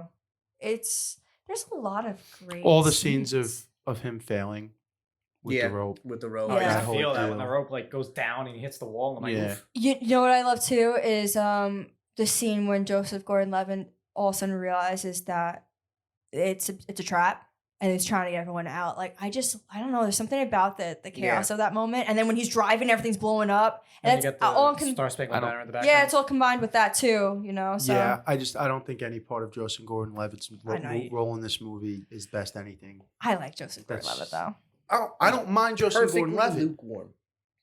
Yeah, he's just like there, He and could- it's he like could at the fall into time the- at the time of his career too, he wasn't like a superstar yet. This is kind of as he was on his way up, so it Mhm. wasn't a super big deal that he was yeah. in this role. So it's not like it was some. Conversely, where we were saying who else could have played Mrs. Lovett, or who else could have played Marissa Tomei's role in Mhm. My Cousin Vinny. A million fucking people at the time could have played this role. Yeah. Anybody could have played the No, role. yeah. You're right. Anybody who no one got the script in front of could have been like, yeah, I'll do it. From Topher Yeah. Grace to fucking Brad Pitt. Anybody could have played that role. It wouldn't have made a difference. I think for favorite scene for me, to go off what you were saying with the kangaroo court when he puts them out on the ice, and then Batman shows up and he's like, "Oh hey, I'm back," and then you get the ignite that Yeah. Jim Gordon does, and you see the flame go up, and then it's the Batman symbol on the fucking building in He's flames. That is like incredible. spectacle. Yeah. That Yeah. is a and the score is hitting at the same That was time. a poster I too, literally- right? I It literally was, just yes. got goosebumps Yeah. thinking about The score, it. though, It's the phenomenal. fucking score of this film is probably the best. The of the best trilogy. part of the whole movie. Yeah. Well, it's Hans Zimmer. Oh, Hans Zimmer. Hans yeah. Zimmer. Yeah. It's just he's phenomenal. You know, another scene too I love is it's more of a sequence. It's like the 11 minutes of the bomb. It's Yeah, from when you find out that Gordon blocked the signal and she's like, get the caravan, and they start running. And he's trying to block it and all. So that entire thing to him getting the bomb out over the bay that actually might just win it for me. It's a phenomenal 11 minutes. It is done in 11 minutes. It's the actual timing is 11 minutes. It's cool. And it's you feel it. You feel that tension. No, it's known as best creating tension and build up and having that moment of extreme suspense where like is That it gonna over the do water it? shot that was gorgeous. Yeah, it That was. and then you Yeah. have the moment between him and Jim where Jim finally realizes Bruce Wayne, and then too even after all that where Joseph Gordon-Levitt, it's like don't they deserve to know, who saved them? Yeah. And he goes, they do. It's the Batman. It's the Batman, yeah. It's great. I think I also personally love the ending to this movie. I think the final scene, him in the cafe, he looks up, he sees Bruce, they exchange the nod exactly like what he had told him he wanted to happen, happens, and then the movie just ends. Yeah, and then her I- with the pearls too. Yep. I think Great. it's perfect. I think it's a bittersweet moment because Yeah. obviously there's no Batman, but it's Alfred got his happy ending, and I think that And you know counts. what? And we got our close to the trilogy. Yeah, for we got sure. a true close to a He trilogy. literally went out with a bang. Yeah. Yeah. It was a good wrap up. I think I'm gonna put my stamp on that opening scene. Yeah. I'm gonna put my stamp on the Batman. I'd be the Batman logo in the sky. I think. I'm really okay with either of those, honestly. Like, I mean, we could all have a different stamp. I mean, Yeah, that's the point of this. We Yeah. don't have to agree on Yeah. anything. the first Batman fight with Bane Oh, yeah, yeah. affected me, but the scene where he puts the logo on his icon on the bridge was like the biggest fuck you to Bane. Yeah. But so That yeah, that was, I music was like, and everything, yeah, badass. and it like the whole city knows Batman is back. Yeah. It's Yeah. like you know what it is? It's a very triumphant moment. That feeling you get there, I get at that final battle scene. Yeah. Because Yeah. you know what? It's the music too. Because it's quiet. It's Yeah, very quiet, quiet. in that there's like no noise, Yeah. and then they're slowly moving, and then when the Batman comes in, all of a sudden the big crescendo Yeah. comes in. So you know what? And it's a good way to bring it full circle because Bane's whole deal is to like the false sense of hope, but then the bat symbol lit on fire represents the real hope. Yeah. That the people that have actually always had, or at least you think most of them. Yeah, that's also that's actually a really cool theme that you get throughout the movie is there is no hope, there is no hope, there is no hope. They see the symbol, there is. You know what I mean? It that symbol is Gotham's hope. And that's like Gordon and Joseph Gordon-Levitt making the bat symbol as they're walking. Yeah, Gordon just Gordon does it, constantly- and then Yeah. Blake Joseph does it too. Gordon-Levitt, I mean, constantly. But going. doesn't Gordon do it too? I don't know if Gordon. You always see Blake. There's But that I whole part of the think- movie where it's like he's tracing it for him, Yes, and drawing him the map. there's some connection with Gordon in that. Like I think maybe Gordon does it first. I and feel then like Blake the cops were doing it. Like I feel like No, but it was only you only see really Blake doing it, but there was Well, something yeah. with Gordon and like that they never gave up hope to the Batman, and I just love that. Well, all the other cops did, and the other guy's buried in his uniform. He's the chief of the police, and you're buried in your uniform. But yet you got these two, the commissioner who's just always known that this was the person we believe in, and a kid that just idolized, a hero, turning around and just keeping hope alive. I think he did that for the kids too, at the orphanage. Yeah. they see Yeah, that I they're like, think, "All right, yeah. at least." Yeah, And by the way, it's just keeping hope alive. the priest is in My Cousin Vinny. He's JT. Oh my God, he is JT. Yeah. You're so right. Holy shit! Good pull. Good Yeah, pull. that's a great little moment Wow. too, where he turns around, he's like, "All right, guys, get on the bus. You know, we're shielded from the bomb." And the priest looks at him and goes, "It's an atom bomb." He's like, Doesn't it mean doesn't mean you can't yeah. hope. And Yeah. I love that. Like, I love that little moment that even in this moment of complete despair where the priest is going, "It's an atom bomb." Like, what? He knows they're fucked. What are you talking about? Like, it's an atom bomb. And even Joseph Gordon-Levitt, it's like, yeah, but hope is what will keep us going. I mean, I even guess you through the could say darkness. that. You could say that JGL's role and John Blake's role in this movie isn't that. It's to be the last surviving piece of hope that Gotham has left, refuses to give it up no matter how bad it looks, even with the atom bomb. Nobody thinks Batman's coming back. He's like, nah, dude. He's Even coming back, after don't you worry." Gordon. Yeah. Even after he hears about, even if Bane reads the whole speech about Yeah. Gordon, he still has hope. Like, yeah, you're right. It's He is Gotham's last thread of real hope. And he holds on to it throughout the entire movie. and that's why the ending is the way it is with him going to the cat, because he's the next generation, and that's what Bruce Wayne knew. Yeah. Bruce Wayne knew that Bruce he Wayne was knew going to that carry there on the was- legacy. That there was actually someone to pass the torch Yeah. to, or at least people that Yeah. he could pass the torch to that would carry that on. They showed just enough of that to not overdo it. But the cafe scene? No, Oh. the scene with Joseph Gordon-Levitt, like in the Batcave. Yeah, like yeah. that was a nice little. Which, by the way, definitely the better Batcave. Like the one in like Dark Knight was kind of cool because it was like super techy, but and like the one that was like under the ground. Well, they weren't even. He was in. He was in the original one. Yeah, Yeah. It was the I'm first saying one. like when he came back after retiring, he went back to the original Batcave. And Yeah, I with the just brick and stuff. love that Batcave so much. Looks so cool, All right. aesthetically pleasing. What else we got? Is that Kristen Stewart, but I don't think we have it. Who? Kristen Stewart Award for bad acting. it's the cop on the bridge? I was gonna say Marianne Cotilliers' dying scene. Oh, Ooh. that travesty that is that dying scene. That's I mean, a rough really, dying yeah, scene. that is a really That is rough a dying rough scene. dying scene. Just that scene. Everything else was perfect. And I but just blame that it, scene. honestly, I blame that scene on her just being exhausted because she was flying between France and, Yeah. and Yeah, that was New a pretty York. rough scene. I don't know if it was That's New a York, good but call. yeah, you're right. I remember That- watching that and going, Tough. like, just cringe face. for such a phenomenal actress, that is a travesty to her entire career. Imagine watching The that. permanent stain. Watching that. That's why actors don't rewatch their shit. So Yeah. That's nobody told me to do that a second time. Like Yeah. Well, that's like Chris the one really time I thought looked that at was you a and good said, idea. That's like the one time I looked at you and I said, no one noticed the wig. No one noticed the wig. And you said, what wig? And I said, yeah, this is a problem. oh, Yeah, that drove me crazy. But yeah, I love how I you call it the Kristen Stewart Award, by the way. I think that's Yeah, hilarious. Kristen Stewart Award for bad acting. That's good. She's horrendous. She sucks. she is Yeah. horrible. She's horrendous. I did a Um, pretty mean Kristen Stewart one day too. Like impersonation? Yeah, do it was right now. solid. I don't Come know on. if I can do it right Come now. Yeah, on. we are way out of time. Maybe after. you just- Anything else before we go, or is that it? I don't know. All right, Kristen. I appreciate you coming on the show today. We gotta rescore it real quick. I'm gonna bump this up to a 7.6 from my Ooh. original 7.3. Ah, that's a All good right, jump. fine. Yeah, okay, fine. I'll go 8-1. 8-1. I'll bring it into the 8s. You're looking at me. Yeah. I have the highest He score. got a good score. I'm honestly pretty comfortable at an 8.9. I think that's a pretty legitimate score for this. I'm staying at my 9.1. I fucking love this movie so goddamn much. Okay. That's fine. See yous in 2 weeks. Thanks for having me on. Hey guys, thanks for listening to the show, whatever movie it was about. This is a generic pre-recorded outro, but we hope you had fun. We sure do. Thanks for listening. See you next week.